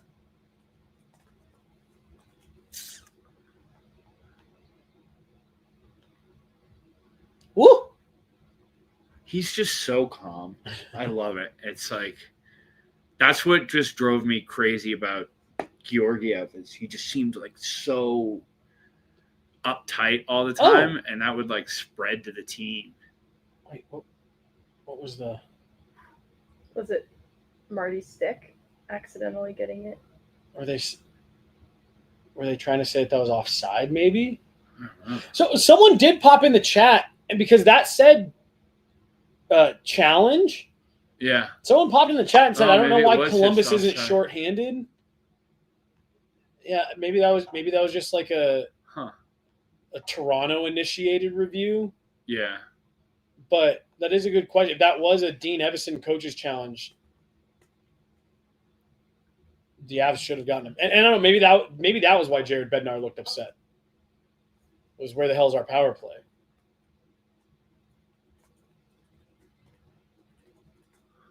That makes more sense, right? Yeah. What do you mean inconclusive? Tell me I'm right. I don't understand why he'd be upset other than being denied for power play.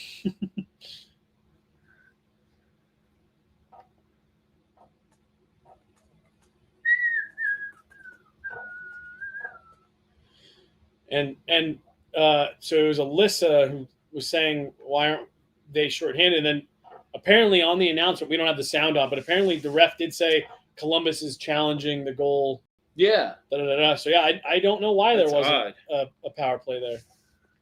I wish I was. Let them have their little challenge.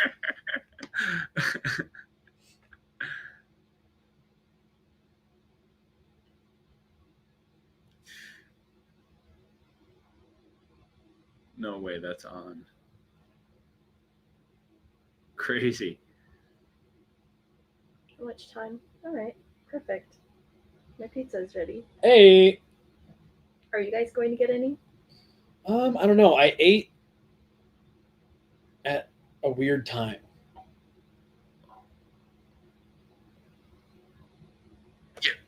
Oh my gosh. Let's go. Kaylor. Or no, that was Sam. Wow. That's really precious that you thought it was. I know. It's almost like the mechanics of their game are similar. It's very true. Did you say? Oh, did Val get that? Car light? Yes. Give me that. Very light. Come on.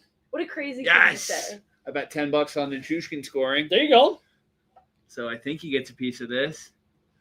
He was overdue for one of those. Yep, that's going down. That has to be. So Love 3 that. goals, shots from out high, traffic in front. I told you, floodgates were building. Going to be 3 before the period if they can get one. You said, right on cue. 3. Had a way. I love it. And that's 2 goals now from the second line. Yeah, huge. Exactly what they needed. That's big to get that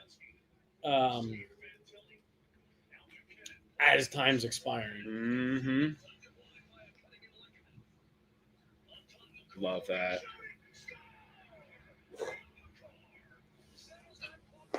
Oh.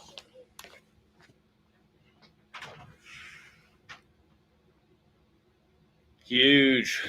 Love it. It's awesome. See, let them have their little goal. Yeah, Whatever. we're not worried about that. Easy. And Kale still making us look good. Oh my gosh, he's so easy in that way, right? It's insane. Oh yeah. And it's like Malinsky's playing great again. You know, it's like it's cool that I wonder if it'll ultimately be that they put him on his offside. He got the confidence, and now he's back on his strong side, and now just probably. Were you there in the room with me that day that I asked him? I said, does it maybe make it a little bit easier when you do switch back over? Yeah. And you now spent the last week really having to think through stuff, Yeah. but now suddenly it's, oh, no, I can just go play. Yeah. And he didn't say yes directly, but he was like, yeah, I think a lot more on the left. You know, how do I do this? How do I take that puck? So I imagine that when you're suddenly back where you're comfortable, it's like, oh, all that other stuff I've been thinking about putting the extra details on. Now that's all just really easy. Yep. Now I can do all that stuff, you know, blah, blah, blah, blah. And now that's just in the toolbox. Right. And go back to just reacting and playing and not having to overthink it. Right.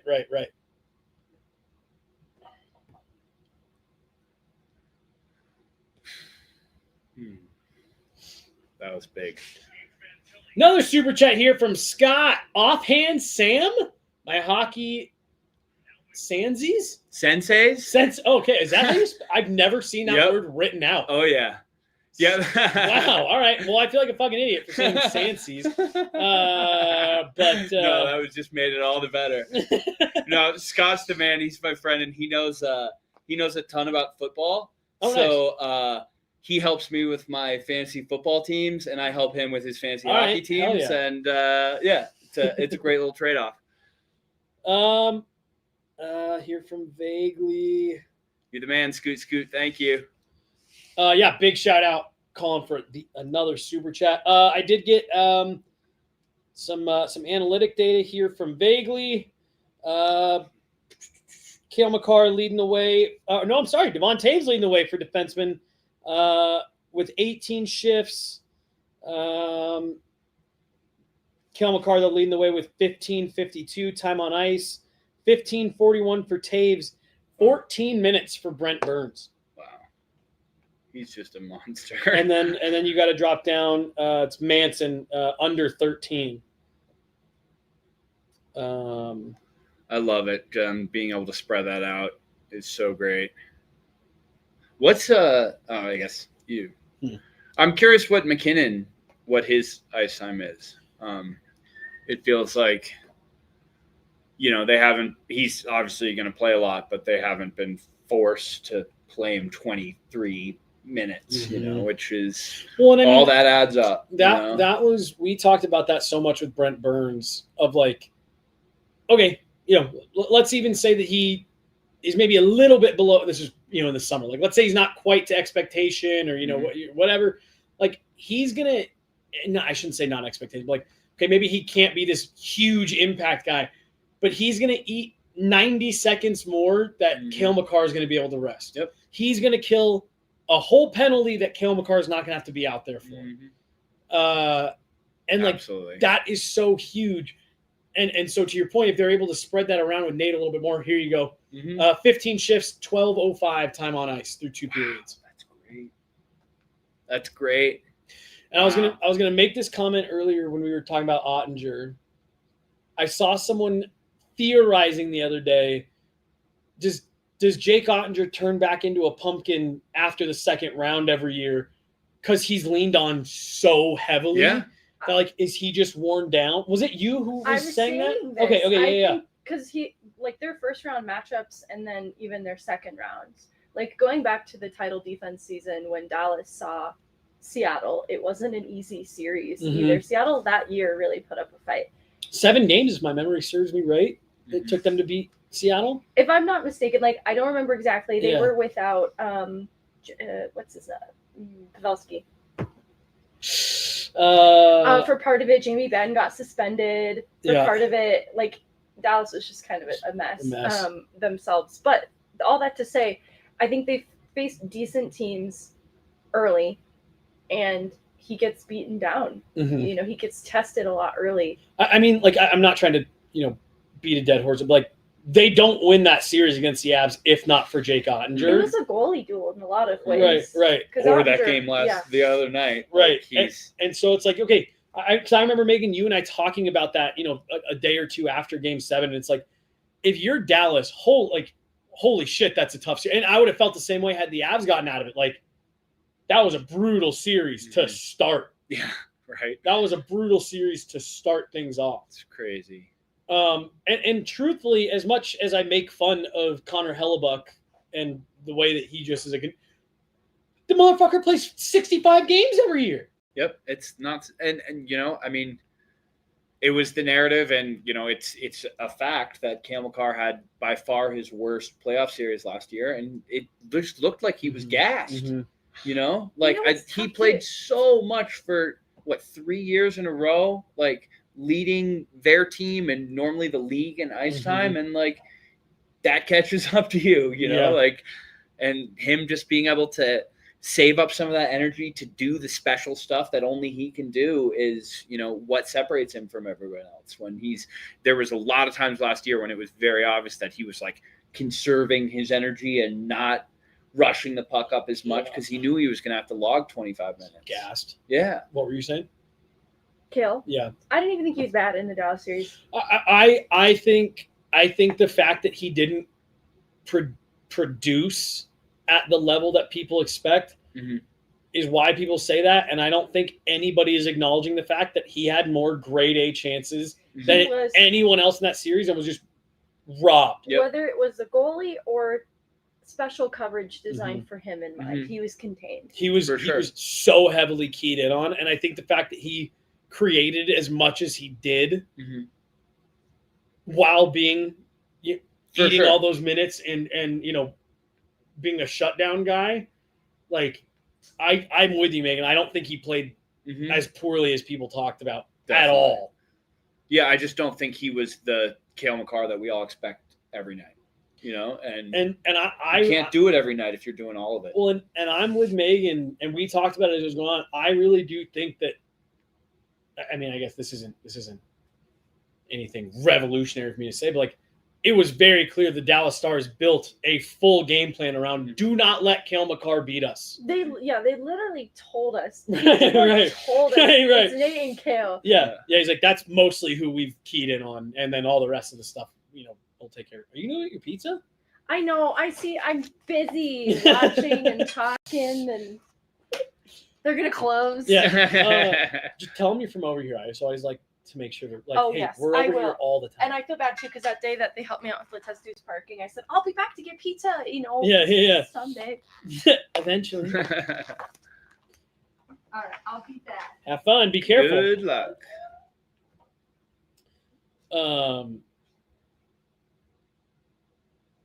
But yeah, it was a really interesting series for Cale. Yeah. I just, it's like the NHL, everyone obviously is so good that it's just like, that 1 or 2% extra that separates him from being as elite as he is from everyone else, and if he just has a little bit more juice in the tank, like you're going to see that more often. Well, and Nate, and I know Jared always talks about like, we don't worry about it with Nate.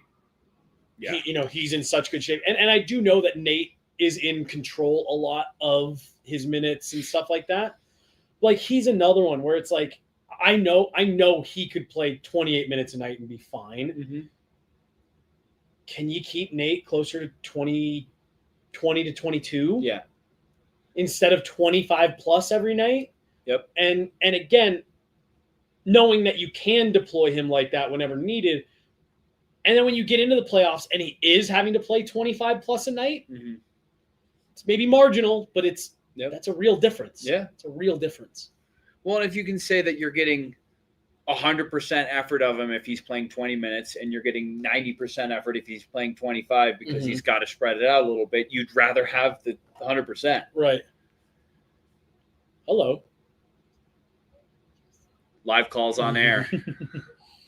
You're live on our watch along right now.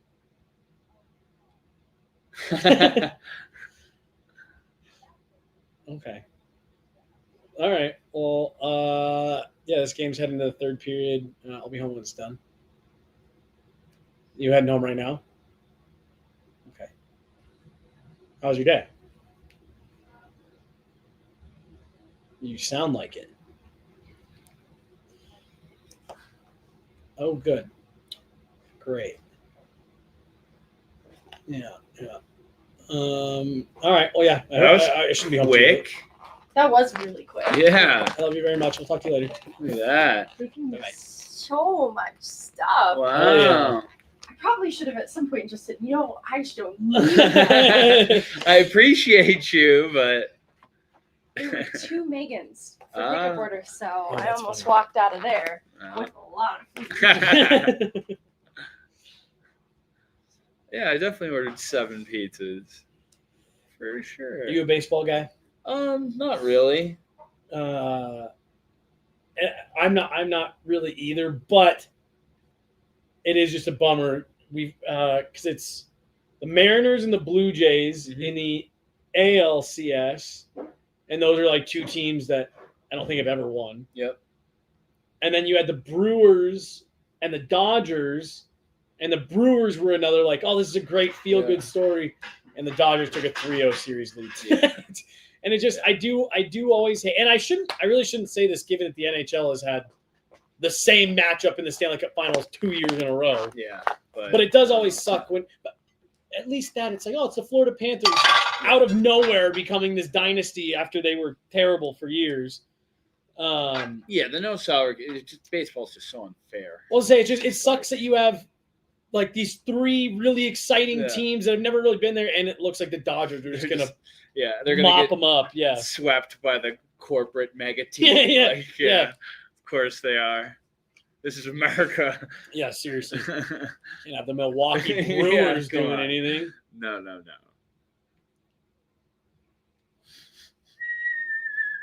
What kind of pizza did you get? Veggie. Nice. Veggie. Was it like a special one or did you? Yeah, Nice. it's called Veggie Delight. And Oh, It's okay. got all kinds of good stuff. Nice. I do think there are people that start putting a lot of weird shit on pizza where it's just like, Mhm. what do you, that doesn't go on pizza. Like what? And truthfully, I can't think of a good example right now off the top of my head.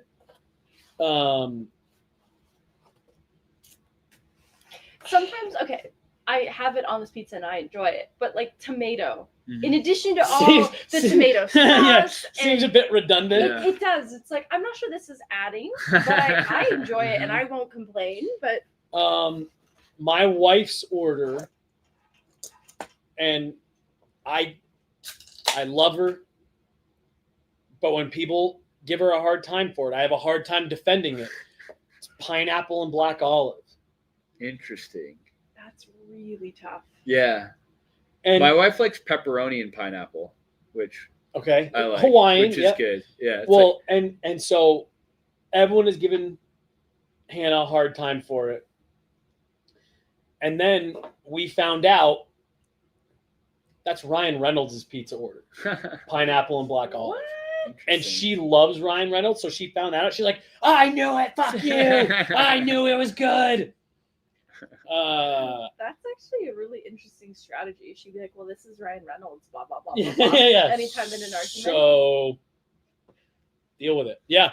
But yeah, she every time we're like in a group or whatever, because like she'll eat cheese or whatever, but if she gets to pick her pizza, pineapple and black olive, and I'm always embarrassed when we're with people like, what are you getting in your pizza? She's like, pineapple and black. I'm like, we're in public. Yeah. That is a home pizza only. But yeah, so that's a tough one. Does she have other flavor combinations like that she really likes? So Hannah's a very I don't know if this is answering the question. Like Hannah's a really adventurous dessert person. Like she'll make a dessert and she'll be like, "Oh, it's got these 10 different things in it," and I'm like, "I just want like cake and frosting, Yeah. like just Yeah. a cookie, something Mhm. like that." So like she definitely has like adventurous food takes. Yeah. Yeah. Where she likes unique combinations of shit. So she loves Cold Stone. Oh, I love cold. She does. Yeah, she likes Cold Stone. Yeah, I feel like they're good at that. They're Yeah, like, just yeah. take like everything and just mash it all together. making and- everything else. Yeah. But yeah, pineapple and black olive is definitely her weirdest take. It's two extremes of sweet And salty. and salty, Right. Mhm. and And a little bit sour. from and the what pineapple? Ryan Reynolds says he likes about it is the sweet and salty. There you go. He goes, sweet and salty. And they actually did for the last Deadpool movie. They released a Deadpool DiGiorno pizza, Mhm. and it was pineapple and black olive. Hmm. And Hannah was like over Yeah. the moon. She's like, "There's never been a frozen pizza like this." Your Yeah. freezer's full of them. Yeah.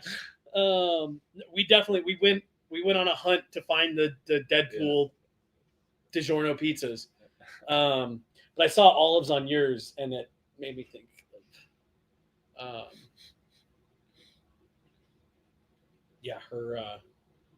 her crazy order. Mm-hmm. What do you think final score is going to be?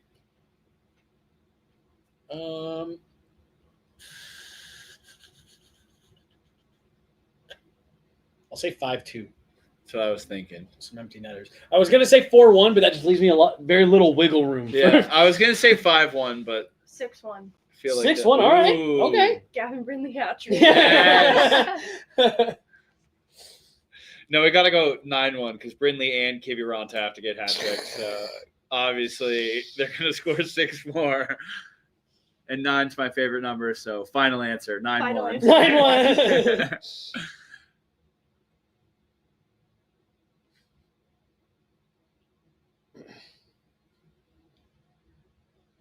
I just hope this is and I'm saying this from a standpoint of how I think they should play. Mhm. I hope this is a fast-moving period. Mm-hmm.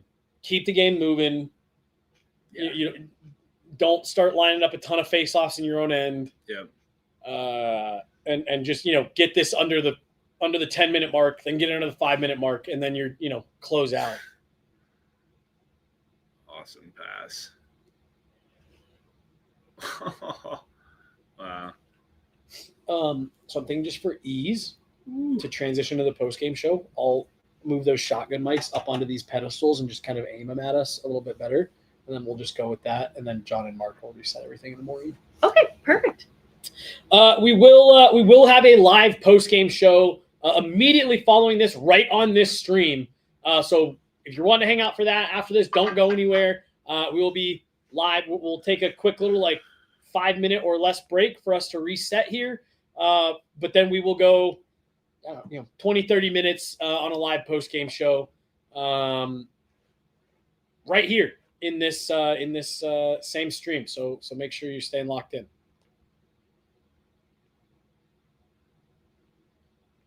Third period is underway here. I think I just got a... Okay, nice.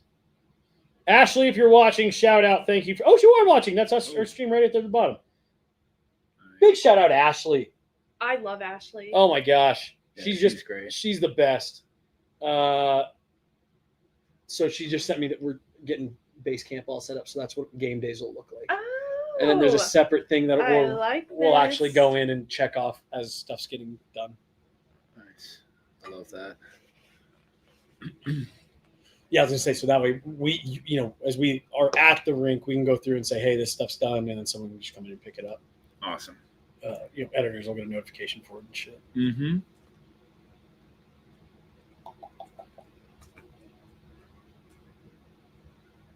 Nice. You know what's funny? Those the Kiewit board ads just shifted. And I remember when that first got introduced, everyone was really upset about the motion graphics. I don't even notice it. I know. They were bad though. For a while, it was very players' legs would just disappear. Yeah. Like, what the hell?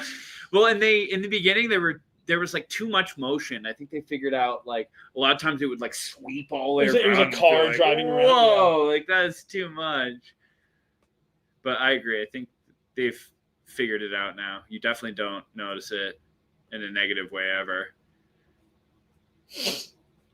The one thing I do wish was different is the ads on the ice right there. Mm-hmm. And again, they've really dialed in that technology to the point where it's not distracting or anything like that. But it does make me sad because they don't paint the playoff stuff on the ice anymore. Yeah, definitely. And I'm sure having fresh ice for playoffs for every team was a positive.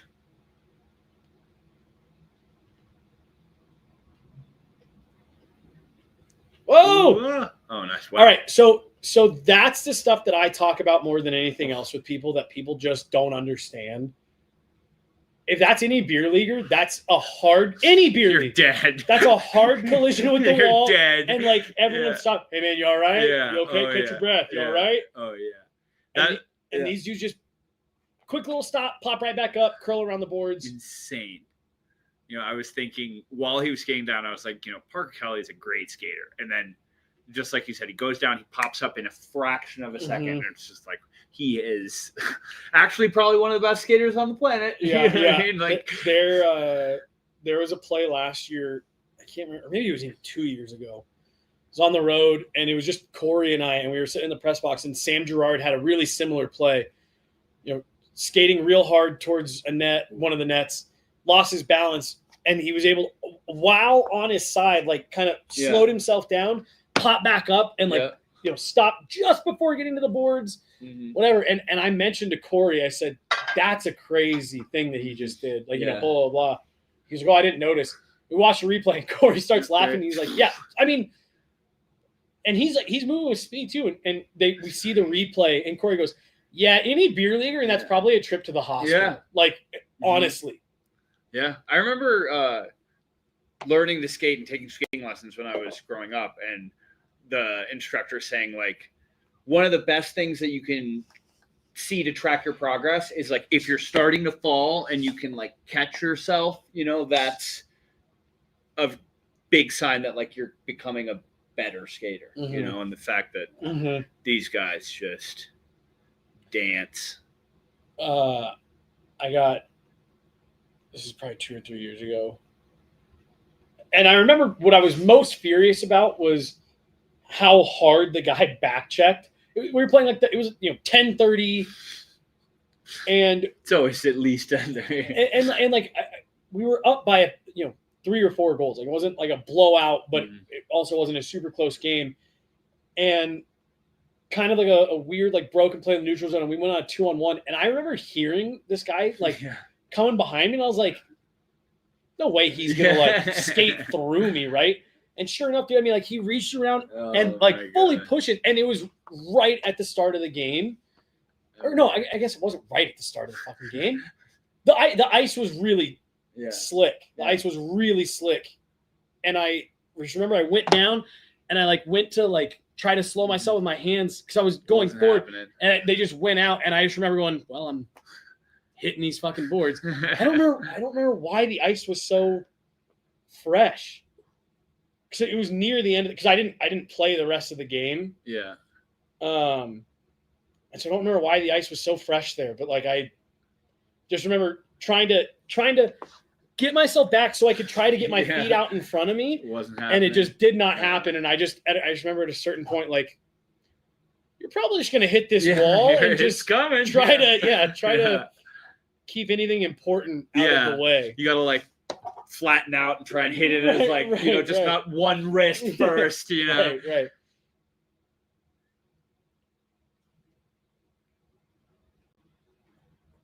And yeah, I just remember being so pissed. Like, what are you doing back checking? Yeah, the worst. It's the worst. Like when the playoffs are on and people are sitting at home till they're, like we said, 10:30 game, watching the playoffs, and then they go and they think they're Scott Stevens, and it's like, what are we doing here?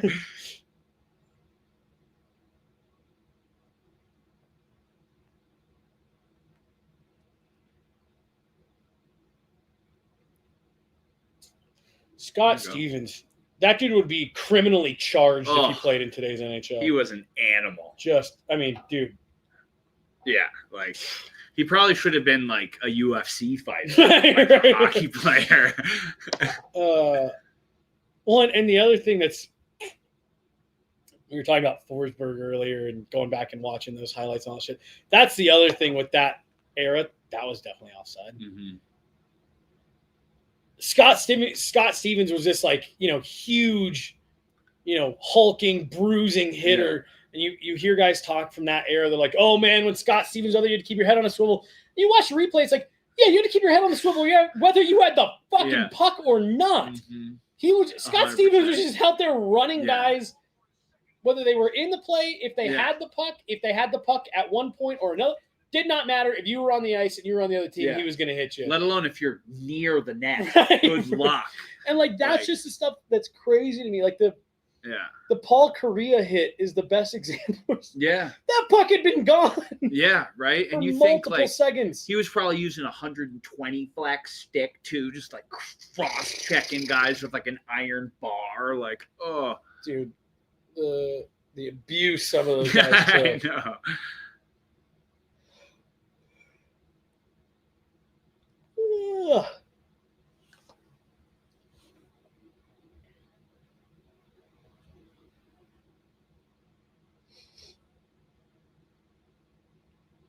Oh, I thought that went out. Yeah.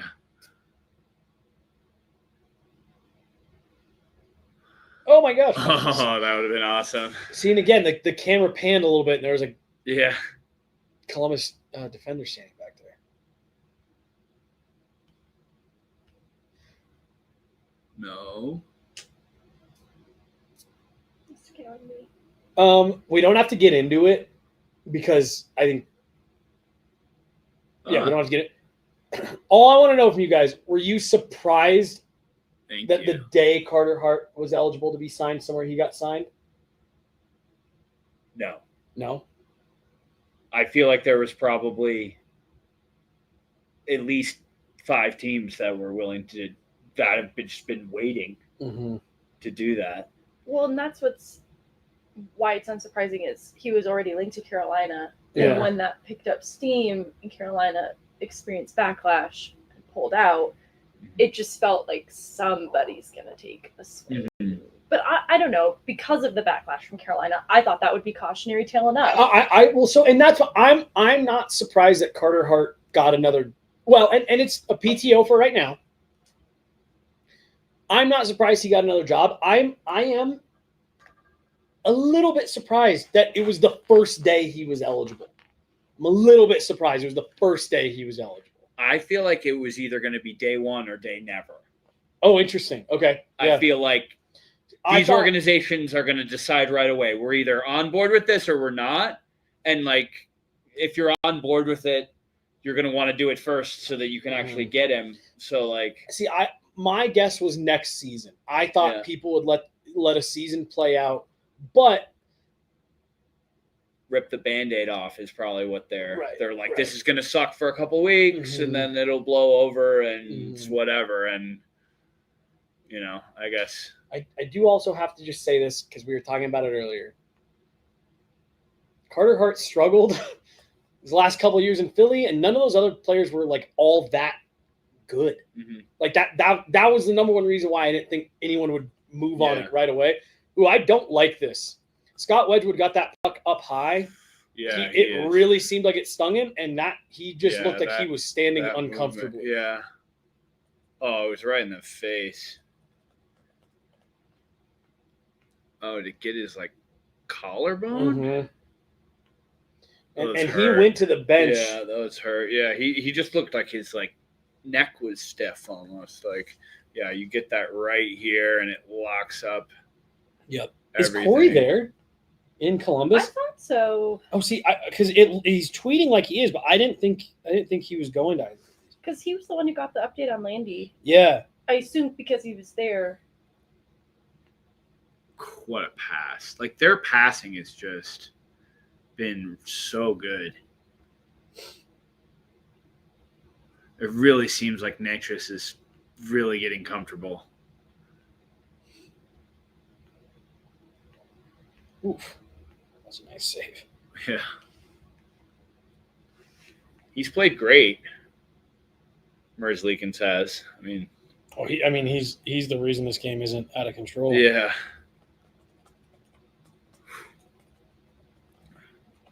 There's a good statue of Lib right there. That's a real one. That was full splits.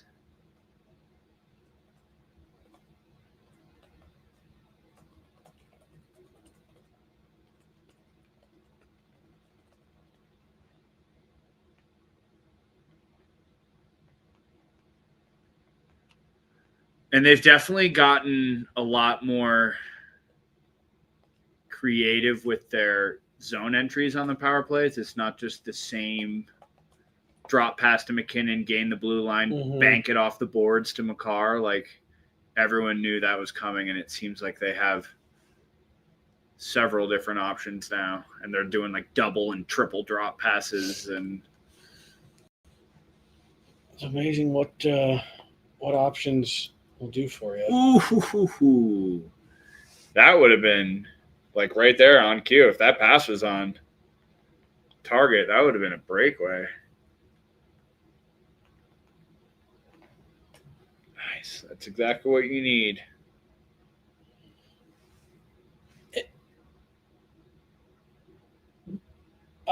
Is that? Oh, yeah. All right.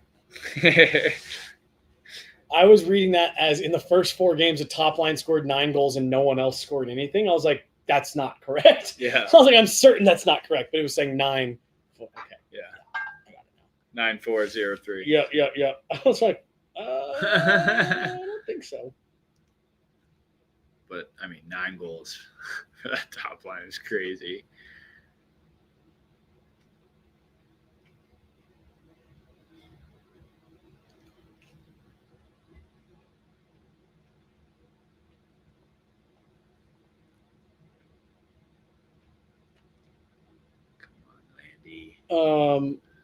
So it looks like Corey is at the game, and I guess Wedgwood was really kind of favoring his arm during the TV timeout. And apparently Trent Miner stood up. Huh. Corey's on Blue Sky right now saying he thinks if the Avs can stretch the lead anymore that they might put Miner in just to get Scott out. Why not? If Trent can stop Ovechkin, Trent can stop anything.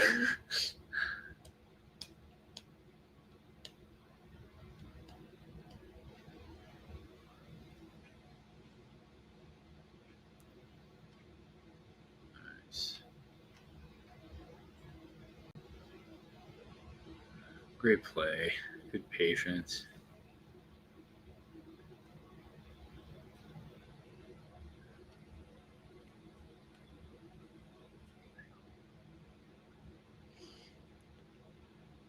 Yeah, Drury seems very comfortable as the 3C.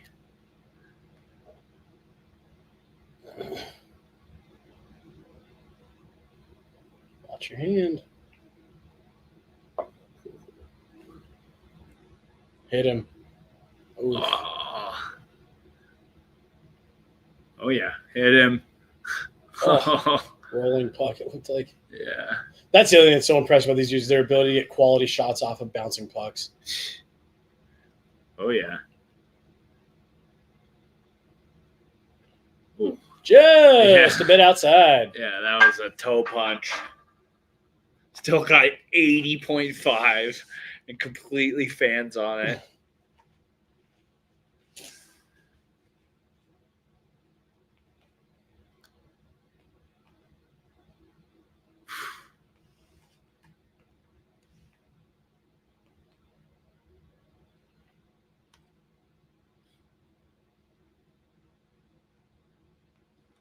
Sir. Ooh. Brent Burns is the second 40-year-old in Avs Nordiques history to record a point streak of at least 3 games. All right. Ray Bork? It's got to be Ray Bork, right? Bork. He had 5-game point streaks 3 times. Damn. God, it's so cool that they can do that. You see that? So Kale's going behind the net, catches a little bit of an edge, goes right to the bench, and they just swap the steal. I know. Don't even think so about good. it. Just swap the steal. Like, awesome.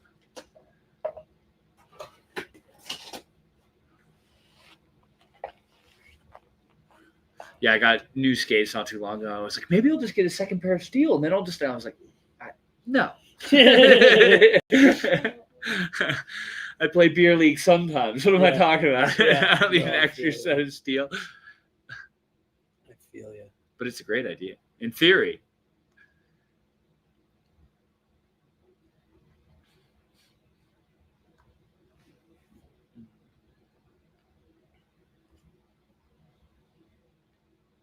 How's the pizza? That's good. Yeah. So that place is new? They just not too long ago? Yeah, so they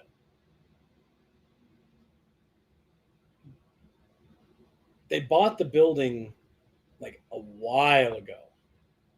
And it took them a really long time to get in there. So it sat empty for months and months and months and months. And so yeah, they recently just opened and they're great. Like the food's good, they're very nice. Nice. You know, they're quick, all that shit. Yeah, they're new, but they've technically been in there for a long time. Mm.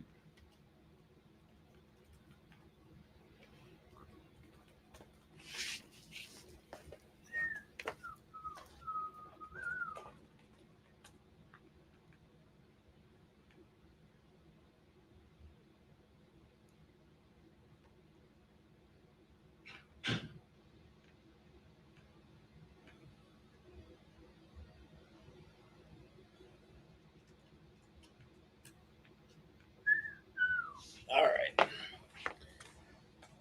Oh. Oh.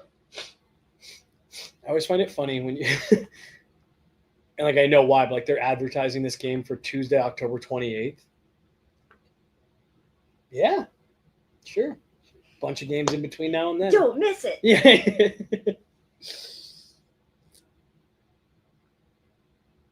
Yeah, I do need to kind of look at the schedule. What do they have a homestand? What's Yeah, I was gonna say I know Boston's next, but ooh, did we change our handle?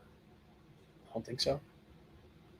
I think we did. Your handle transfer. Do you see that? I'll be so happy if we got rid of the underscore. It's not great for search engine optimization, for finding us. Right.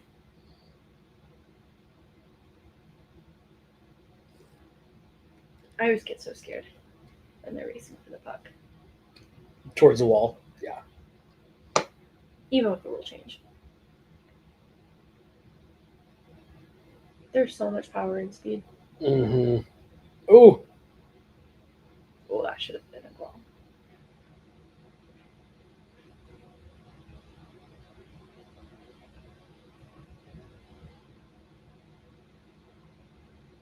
Monski's feeling it. Should be.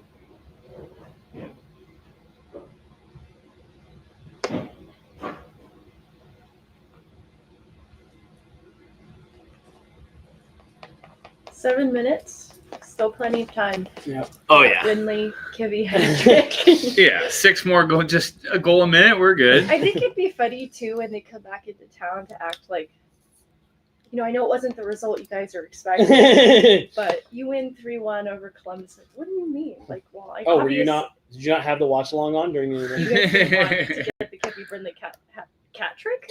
Hey, that works. Cat trick. I mean, Cat in the hat I trick. get that anything less of that is failure, but Yeah. it is important to move and grow on. Unless you get It's terrible.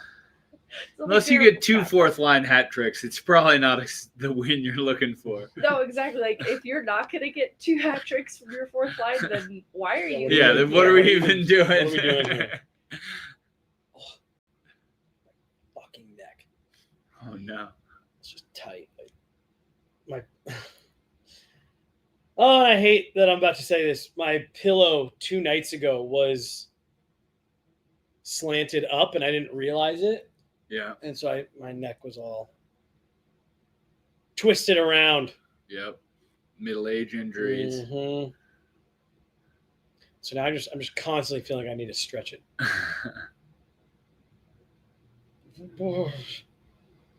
So do you prefer it really flat?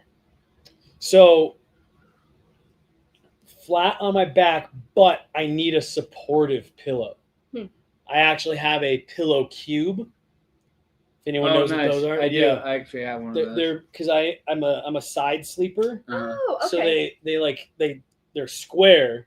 I got one of those and I didn't like it. Oh fuck, dude, I love. Really? I love it to the point where hotel pillows really piss me off now. Really? So are you a soft pillow person? Well, I just love hotel sleep. Yeah. Sleep in the middle. I mean, I can technically do that right now anyways, but for some reason, I only do it when I'm in a hotel. Yeah.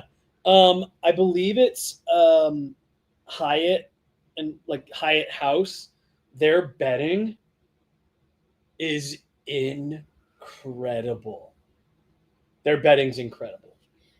Their pillows, I don't know about Hyatt specifically, just hotel pillows in general, I feel like are a little bit long. Mm-hmm. Mm-hmm. Ooh. Yeah, I think my mistake was when I got a pillow cube, I got like the taller one, and I think it's just like a little bit too tall. Yeah. Instead of my head being straight, it's like a little bit like that. Yeah. Nah. Oh, you're saying No, bro. I'm on their tallest pillow. Mm-hmm. Dude, I love it. It made a difference for me. Yeah. Made a difference for me.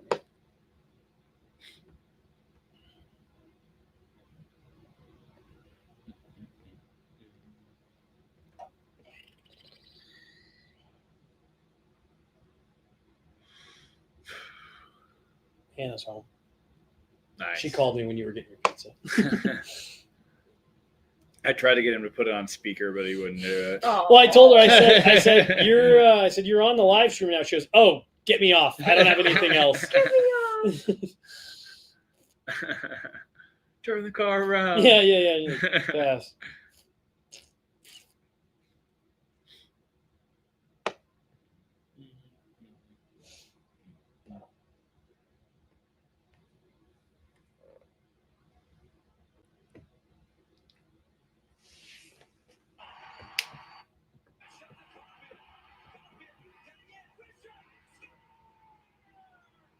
That overtime?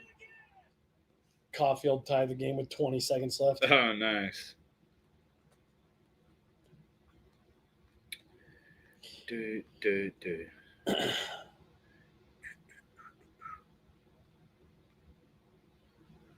All right.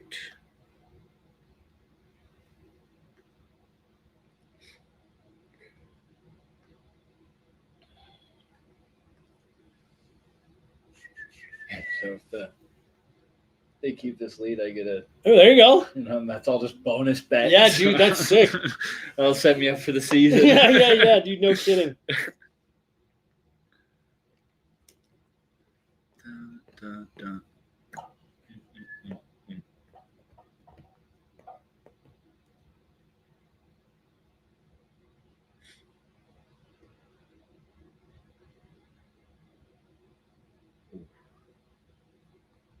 It always blows my mind how the NHL guys block so many shots so consistently and so often and like just shake it off and pretend like it's nothing because it's not.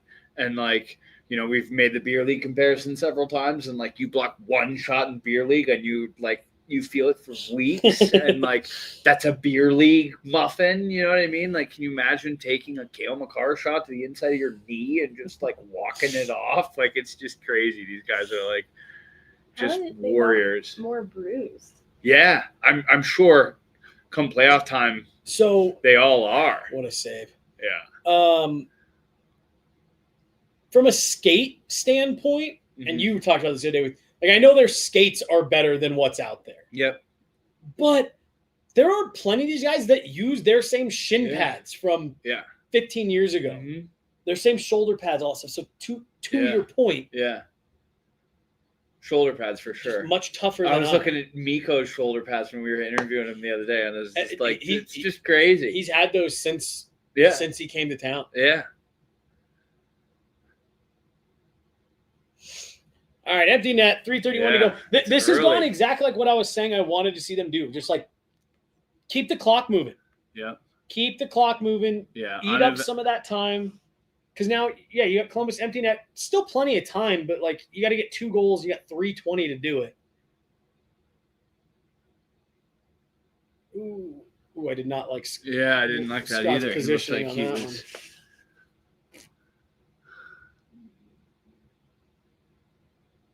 Oh, I was gonna say, can they score a normal way? Yeah.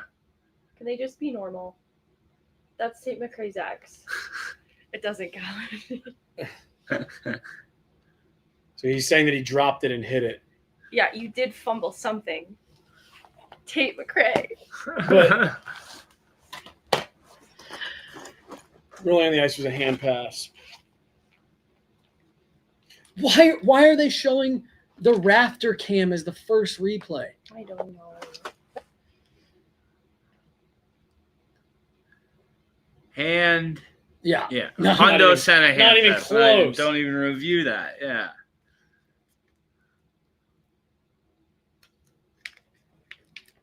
Yup. I don't have beef You got full cylinder. He got pretty up for that. Mm-hmm.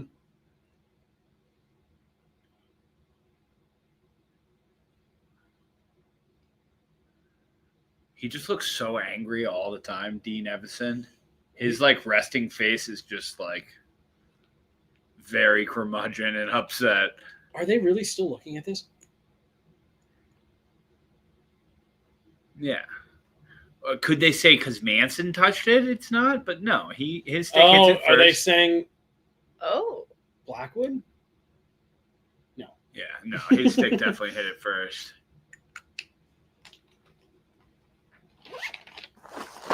Yeah, has anyone told the Blue Jackets they're not allowed to play with their hands?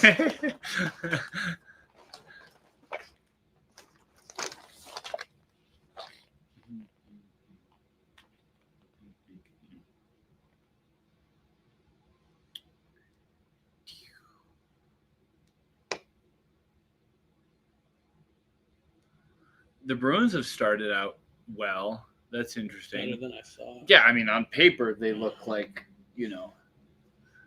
barely in NHL. Yeah. It's like McAvoy and Pasternak and, like, a bunch of dudes. Broken stick. But good goaltending. Oh. No ice? I think they were saying it hit a jacket.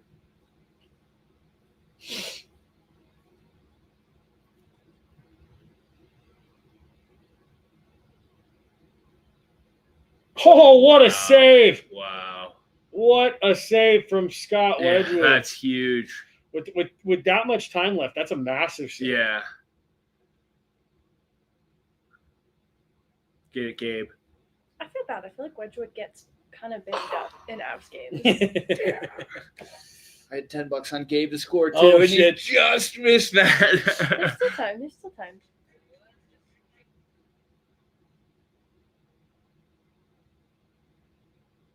Nice job. That'll do her. Whew. He shot that into the boards, and the ref was like right there. That could have been bad.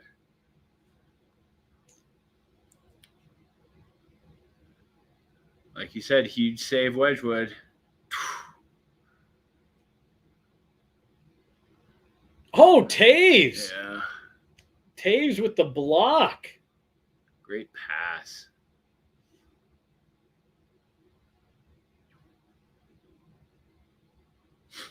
I can never get my daughter to wear those earmuff things. So we just do it old school style and just put the hand. All right, we're under 2 minutes to go here. You guys, thank you so much for hanging out, watching along. We are we're gonna break for just a couple minutes, reset a little bit here, and then we're gonna get into a quick little post game, a little bit more formal breakdown of this. Barring a miracle for the Columbus Blue Jackets, it's going to be an Avs win. 1:20 to go. They're up 4-1. And yeah, we're gonna close out the night here with a post game. So make sure to stick around. Don't go anywhere.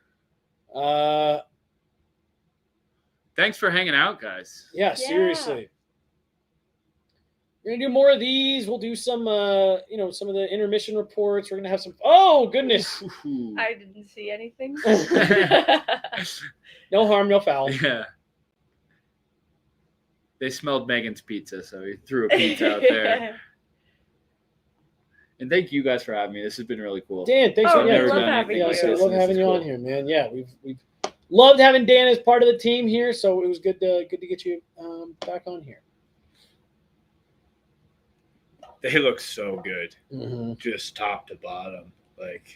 So I'll tell you what. Here's what we're actually going to do. I'm going to go ahead and throw up our waiting screen. We're going to get reset, and then as soon as this game is done, we'll jump right into our post game. About 40 seconds to go here. Avs look like they'll be coasting to this, so don't go anywhere. We'll be right back with a post game in just a minute. See you. Bye. Soon.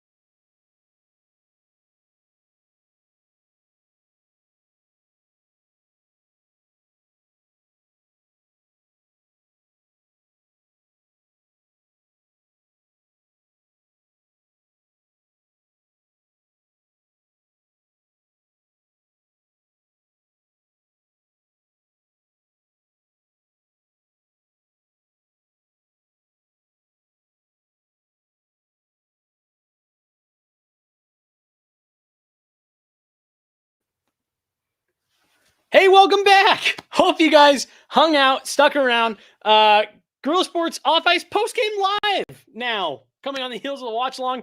Avs take this one 4-1 in Columbus. I'm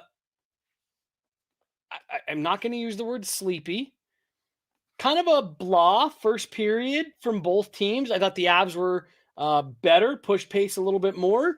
And really, Megan, after that, it felt to me like kind of just an Avs takeover. I didn't really feel like the game was ever much in question.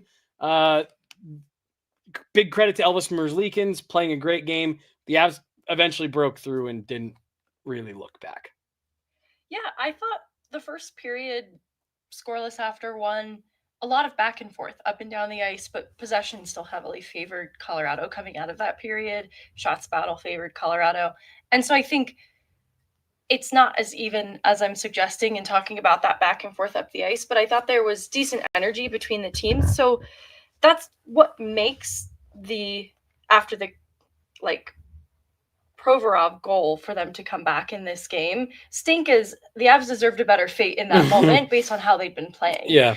It was kind of a weird one to open up the scoring then. But obviously, I think with the Makar goal and the way that the Avs respond from that point on, that is a better reflection of how the Avs were playing throughout this game. And I think they did a lot of things that I'm really happy about. And I think this is also a better reflection of what the whole team is capable of, too. A lot of this has been headed up by the strong performances of Marty Netchus and Nathan McKinnon. And there were a lot more players involved on the score sheet tonight. Even just looking at the back end and the way in which they utilized minutes distributed across those players, I thought it was a really good team effort. So I like the way that the Avs win this one. It's a little bit different from what we've seen so far this season, and I like the ways in which it's different. Yeah, like you said, it felt like they were deserving of a better fate in that moment when Columbus was able to jump out to the lead. But what I liked about it for the Avs was how they were able to immediately gear up, shift up a gear after giving up that goal and just kind of pushing back and saying, yeah, we deserved a better fate here, and we're not going to let this get away from us in a game that we've played really well to this point. Controlled. Right. Sorry. No. We're probably going to say the same thing. Just up to that point, it felt like they should have been in the lead. Elvis Merzlikins was doing his thing. And then it was really from that Provorov goal on was where I felt like the Avs started to run away. And it's important for me to note, I don't like the Provorov goal. It's a couple breakdowns on behalf of the Avs that are very avoidable mistakes and the kinds of mistakes that the personnel on the ice shouldn't be making, right? Like that's a unit of Manson and a miscue with Nichushkin along the wall. And then Gabe comes in as back-checking support, and he's not quite sure where he needs to be, and it kind of leaves this lane to the net open. And I think they just got caught off guard because of a couple of mistakes there, rapid fire. And so that's what I mean by they were playing much smarter and more intentional hockey outside of that moment. And so I think the rest of this game reflected that. And honestly, I think even just the little adjustments that the Avs did, Dan talked about it a lot on the watch along with how they're cycling the puck low to high to combat some of what Columbus was trying to do to neutralize some of their speed. It allowed them to control the zone with just some better quality possession and get a little bit creative, which was fun to see. And so I think seeing that adjustment of the low to high cycle is also opening the door for some defensemen to get on the score sheet too. So we get a really good Brent Burns game. Yeah. Which is just another exciting takeaway in all of this. Well, and I don't want to, jump the gun too much, but you're talking about the low to high cycle. All 3 goals, they end up with 4 on the empty netter. All 3 goals, shots from out high, traffic in front, and on 2 of them you get deflections. There was a blueprint here for what the Avs wanted to do, what the Avs needed to do in this game. And what I liked the most for me, what you were saying earlier, I liked that it was different. They looked confident. They looked fast. This to me looked like a game that the Avs never questioned whether they were going to win or not. even when they fell behind, this was the ultimate kind of like, yep, just stick with it. We were doing all the right things. It's going to go. And I give credit to Dan. I think he called it out. He's like, yeah, they're going to get one and then they're going to get a couple in quick succession.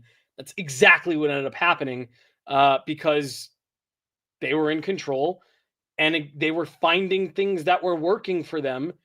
And they were just pounding the drum, pucks to the net, high cycle, traffic in front, puck retrievals. Great cycling. I think after Columbus scored their goal, the Avs held the puck for like 4 straight minutes, it felt like, in Columbus's zone, spread across a couple goals. And, someone said terrible in front of our own net. And I did feel like before Cale Makar's goal, there were some turnovers in their own end in trying to get pucks out of the corners. And it was leading to some, risky D-zone passes that were causing some of these turnovers too, that the Avs otherwise had like the upper hand in the puck battle and just kind of made silly mistakes. And that's outside of this goal against. I feel like there was one shift between the Provorov goal and then eventually the Cale Makar goal where they still had a couple of the mistakes, right? Like a little bit of just not controlling the puck in the corner in their own end. And it stopped there. And so what I like is I think they recognize we've been a little too loose up until this point, or even just like in this span of hockey. We need to tighten it back up. And then they did, and they stayed tight. So I want to add on to that because I completely agree. And it was why when I was starting off by saying like, oh, great game. I didn't love they were fine in the first. They were kind of pushing play. I thought it was really chaotic, and it felt very let's just get up and down. Let's just let's go and chance this way and everyone back this way, and it felt very loose. Just guys were kind of out there. And again, I thought the Avs looked fine in the first, but there was a lot of chance trading, and that's just that's when you're doing that. Doesn't matter who's the better team, who's whatever. Those games just kind of become in the hands of your goaltender. Right. And I do almost wonder if that is a reason why after that first goal that they give up, because of the turnover, the miscommunication. If there was something on the bench said like, okay, yeah, we've had our fun. Yes, everyone got to skate real fast so far tonight. Let's go win a game now. Because I actually don't hate that they're playing a little loose and fun to start, because we get a couple chances from Olofsson, whose game I think is going to quietly get buried in this game because there's other storylines that end up with a goal. But I thought Olofsson had a strong night. And I think, some of the breakaway chances, to include a breakaway in the first period, speak to some of the loose hockey like that allowed for some of those opportunities. There was a Lehkonen breakaway chance in the first. Brindley had a really great shot on net. And so breakaways are cool. They're not sustainable. And so I like the can't bank on that. What they're doing together, and maybe, it's building their confidence, kind of getting them into the game, getting them invested. They obviously needed to tighten it up, but I think that good things can be born from the kind of loose, creative, fun hockey that started this game. Well, and I feel like it's how can you marry those two things where you're in control, you're playing within your structure, your system. But I'm with you, Megan. I think, this Avs team and really the different versions of this Avs core that we've seen, let's just say in the Jared Bednar era, I think that's when they're at their best, when they're playing within their system, when they're playing within their structure, but they're playing fast and loose. I think that's when they're at their best. We got a super chat here from our guy, Vaguely Sober. 5 points. Hey, we got someone back there. Dan back there. Got the party lights back. 5 points from the back end tonight, Megan. 1 goal, 4 assists. Brent Burns, Sam Malinsky, Cale Makar gets the goal. I actually thought this was also a good Josh Manson night. And Devon Taves is just always doing good stuff. Good stick, good skate. Right. Good block. Just good placement. Good shot. Way to be there. 5 points from the back end. That's another calling card of this team. I've said it for years. This group goes as their defense goes. 5 points tonight from the back end. That's going to propel this offense, which no goals from the top line tonight. And I'm saying that as a positive because you got scoring spread throughout the rest of your lineup. Although I do believe Marty Netchis picks up a point tonight either way. Yeah, he has an assist on the Kale McCarr goal. Lehkonen as well. But I do like also the shout out to Olofsson gets an assist on basically Sam Malinsky's goal. It's the shot from distance that Rana Chushkin gets the tip. Victor Olofsson is the player who skates it into the zone through transition. And he actually, he does the extra work, right? Like to skate it around the back of the net and give his teammates some time, some space to complete this play. And so I like it because this is in the expiring seconds of the period too, that Victor Olsson's probably looking at the clock and could just skate that puck deep into the O zone and call it done and let the buzzer sound. But he sees the opportunity to feed Malinsky out high. And it turns into a great opportunity, I think, with Vana Chushkin also able to get to kind of the slot to get the tip in.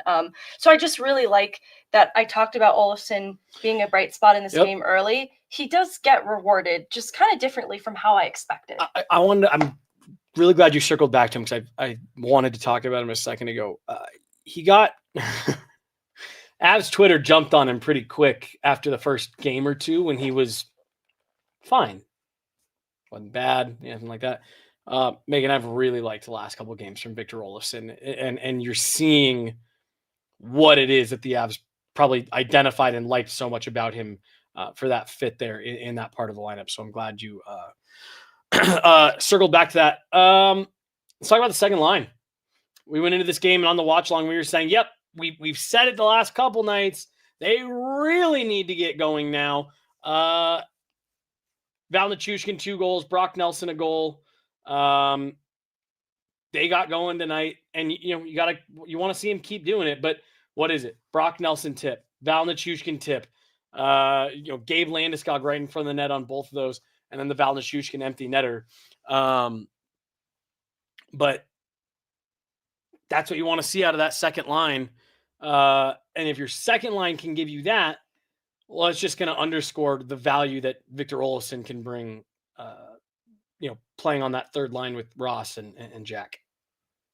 Yeah, I think it was a nice night from the second line to get rewarded for some energy, some jump that I think they've played with. It just hasn't really translated to anything yet. And I think it's a credit to the very smart hockey players involved, right? Like positionally for Val Nichushkin and Brock Nelson to be in the right place at the right time to anticipate some of those pucks from distance and capitalize on a redirect, a tip-in chance. And whether that be getting in the goaltender's eyes or your skater's eyes, who's now, turning their attention to you, those are little details that they work so hard on in practice. It's great to see them finally get rewarded for it in gameplay.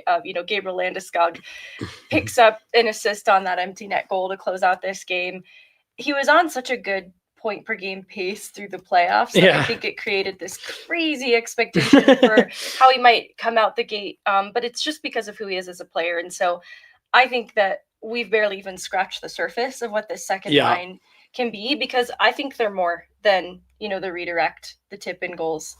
I think that the shot threat that exists for a few of those players, honestly, like each of them have that goal scoring instinct. Many of them a nose for the net, and Landeskog and Nichushkin. I think there's so much potential that's been untapped in that line, and I feel like we're starting to see it come together. It's a line that to me, Megan, makes so much sense. It's just a line that it should work. The things that they bring, the way that those players can complement each other, it should be a good fit. So you're right. They're more than just that, but with guys like Brent Burns, Cale Makar, Devon Taves putting pucks through traffic, that line should be able to feast on tip-ins, crashing the net, picking up rebounds. They should be able to put up a nice productive season as a line purely just on that. And you like to see it really stand out. I don't know what happened. Everything was working great on my internet before, and now NHL.com hates me. I'm just trying to. What you need? Brent Burns ice time, where it finished. 20:54. 20:54. All right, thank you. I just knew that. Isn't that really impressive? I guessed. Was that right? You mentioned he had a big game, and I just want to go back to how important it can be for the Avalanche to have Brent Burns not only eating minutes like that, but you're probably not going to get that kind of Brent Burns game every single night. He was very good tonight. How big that can be for the Avs to have him playing that well and eating those types of minutes. That's invaluable. That's invaluable for guys like Cale and like Devon to be able to have another horse out there that can kill penalties, that can play on the power play and just munch minutes. Yeah, like for comparison, 1929 for Josh Manson. So we're seeing Brent Burns, both special teams and obviously trusted with close to top matchups too in terms of his pairing. And so it's a lot of responsibility, and he's met it at every turn so far. Like, I think it was tough to wrap my head around the year he had last year with Carolina while still playing top pairing with Slavin and having a lot of the same responsibilities and kind of hearing the sense around this is a player that still wants that kind of responsibility. And obviously it looks a little different in Colorado, but not by much. And I think he's just grateful to continue to have that opportunity, that he's going to seize it every night. I think he recognizes what a privilege that is. Well, and it's a second pairing opportunity in Colorado is different than a second pairing opportunity elsewhere because it's Cale Makar and Devon Toews. Like that's going to be Canada's top D pairing at the Olympics. There's still we need you to go be the leader of the rest of the D. You know what I mean? Like still be leaned on. Right. I was trying to find the right least offensive way to say that. With guys like Makar and Toews on the team, that there's still room for you Right. to be a leader on the back end. And exactly. Thank you. You put it so much more eloquently than I just did. Yeah. Shout out to Bagley. I got it pulled up here. 2054 for Brent Burns. 2319 for Cale Makar. Devon Toews does lead the way. 2349. And then Josh Manson just under 20 minutes at 1929. Fun little tidbit here, but on the kill, Sam Malinsky played longer than Brent Burns tonight. Really? I think, okay, so here's what I observed. Brent Burns actually did, more heavy lifting later in the game. I think when they were trying to secure the lead, but earlier on when I think everything felt a little more experimental, we saw Sam Malinsky get trusted with more PK time than we normally do. And also just higher ice time, as Bagley pointed out earlier in the watch along for Sam Malinsky. So it's just kind of cool to see the trust also get distributed throughout the back end a little bit too, because everybody was leaned on pretty heavily tonight. Like even Solovyov on a much shorter leash, still not as short as we're used to seeing some of these young defensemen, like thinking to Curtis McDermott, very different defensemen. Right.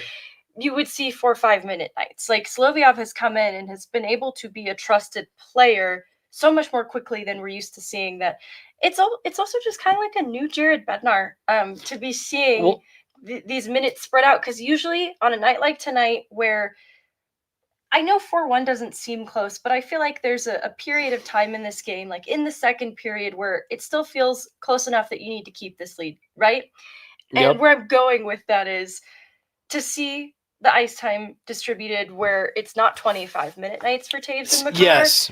Is what's interesting to me and cool about the direction we're moving in with this back end and all the options and the depth that there is going to be when Gerard gets healthy. You have TOI pulled up in front of you? Yes. What's Nate at? Nate is at 1824. Okay. And again, I know Doesn't even crack 20. Right. I know you end up with a 4-1 score, but this is the depth, Megan. Not only do you have that top line that is playing really well and really seems to be clicking, you've got a second line that Jared Bednar really trusts rolling over the boards.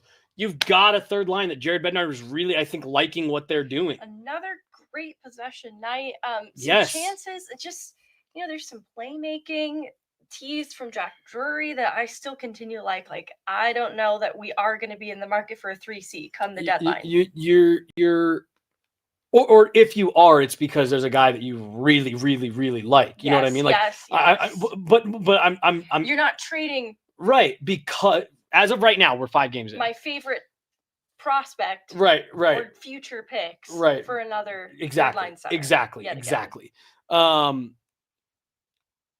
You're not having to do the Nate's already at 20 minutes, 90 seconds into the third period because we just don't trust these guys down the lineup to go out there and be effective. Yeah, this trust is so beautiful. Megan, we've been at this for just about 3 hours. What else you got for tonight? Okay. Sam Linsky did have a great game. I was trying not to be the one to say it because I'm always the one to say it. So I was waiting for someone else to. Thank you, Jackie Moon.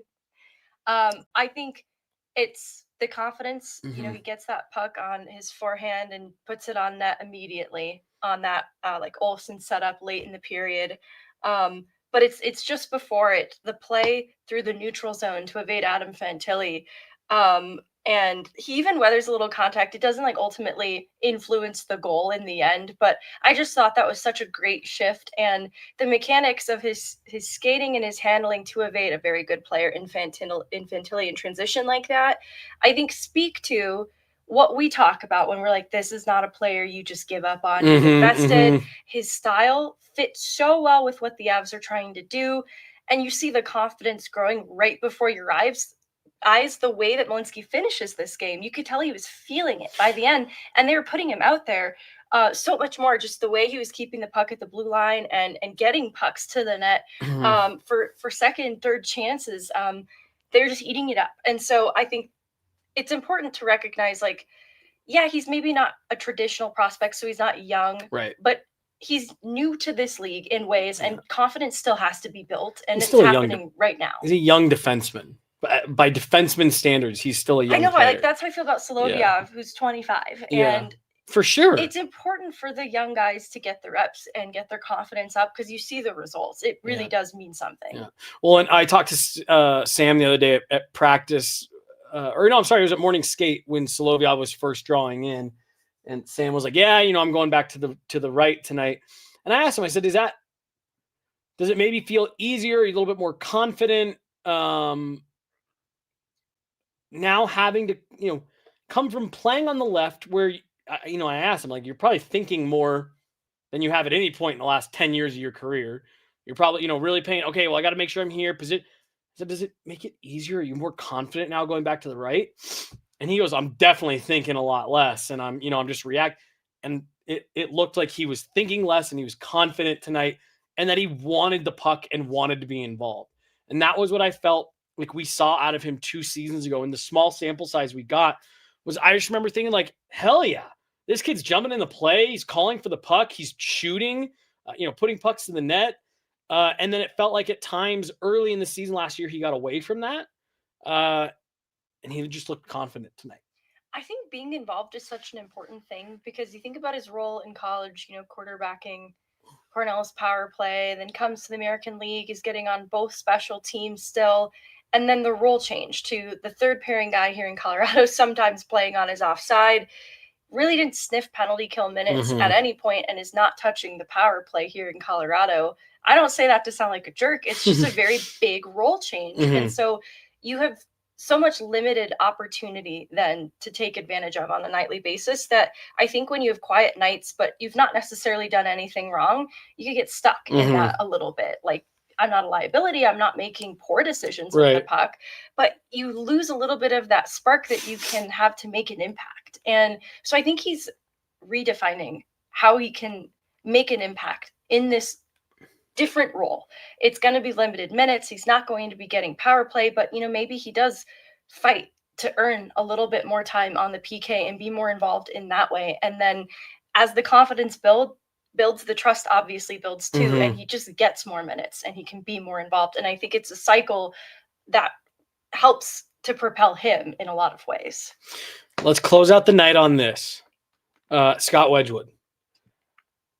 Another great game for Wedgie. A little bit of a scary moment in the third. Takes a shot. Looks like off the collarbone. Looked like he was in some noticeable discomfort on the ice, at the bench in the TV timeout. Finishes the game, looks strong, and actually makes a couple big saves down the stretch. How are you feeling about Scott Wedgwood? You and I went up to Loveland today and got a look at Mackenzie Blackwood, who is still moving along his rehab stint. I don't know if you could ask for more than what Scott Wedgwood has given you coming in and taking over the net here to start this season. Yeah, this isn't a perfect game from the Avs, so he bails them out in a couple moments, and that, as we've seen in past goaltending, that can completely change the narrative of a game, especially early. And so Scott Wedgwood playing as solidly and as consistently as he has now through these games should be very encouraging to Mackenzie Blackwood to take your time until you're feeling 100%, because Scott Wedgwood clearly has this covered. Another great goaltending performance with expected goals against 196, only 1 goal against. So a little bit, a testament to what the Blue Jackets were throwing at him too. But I always love to see the goal save above expected in the positive. And it's been that every game that Wedgwood has played. Yep. Alyssa here in the chat does say Wedgie was the altitude post-game interview. And that he was in good spirits. Perfect. I just feel like he gets into games for the Avs. It gets beat up. He gets run into, crashed into, like crazy. Pucked. Yeah. Pucks off the collarbone. Jeez. It's crazy. I think the Avs are feeling a lot better at the start of this season. They did at the start of last season, but the difference is not the differences, but you got to keep it going. The Avs settled into the season last year totally fine. Ended up having another very successful regular season. But take advantage of the fact that you're off to a good start. Someone just here in the chat, 9 out of 10 points through 5 games.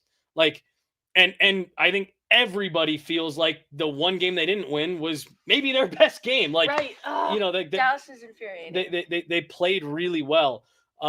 So you want to see them keep going. You don't have to. You're not starting the season chasing like you were last year.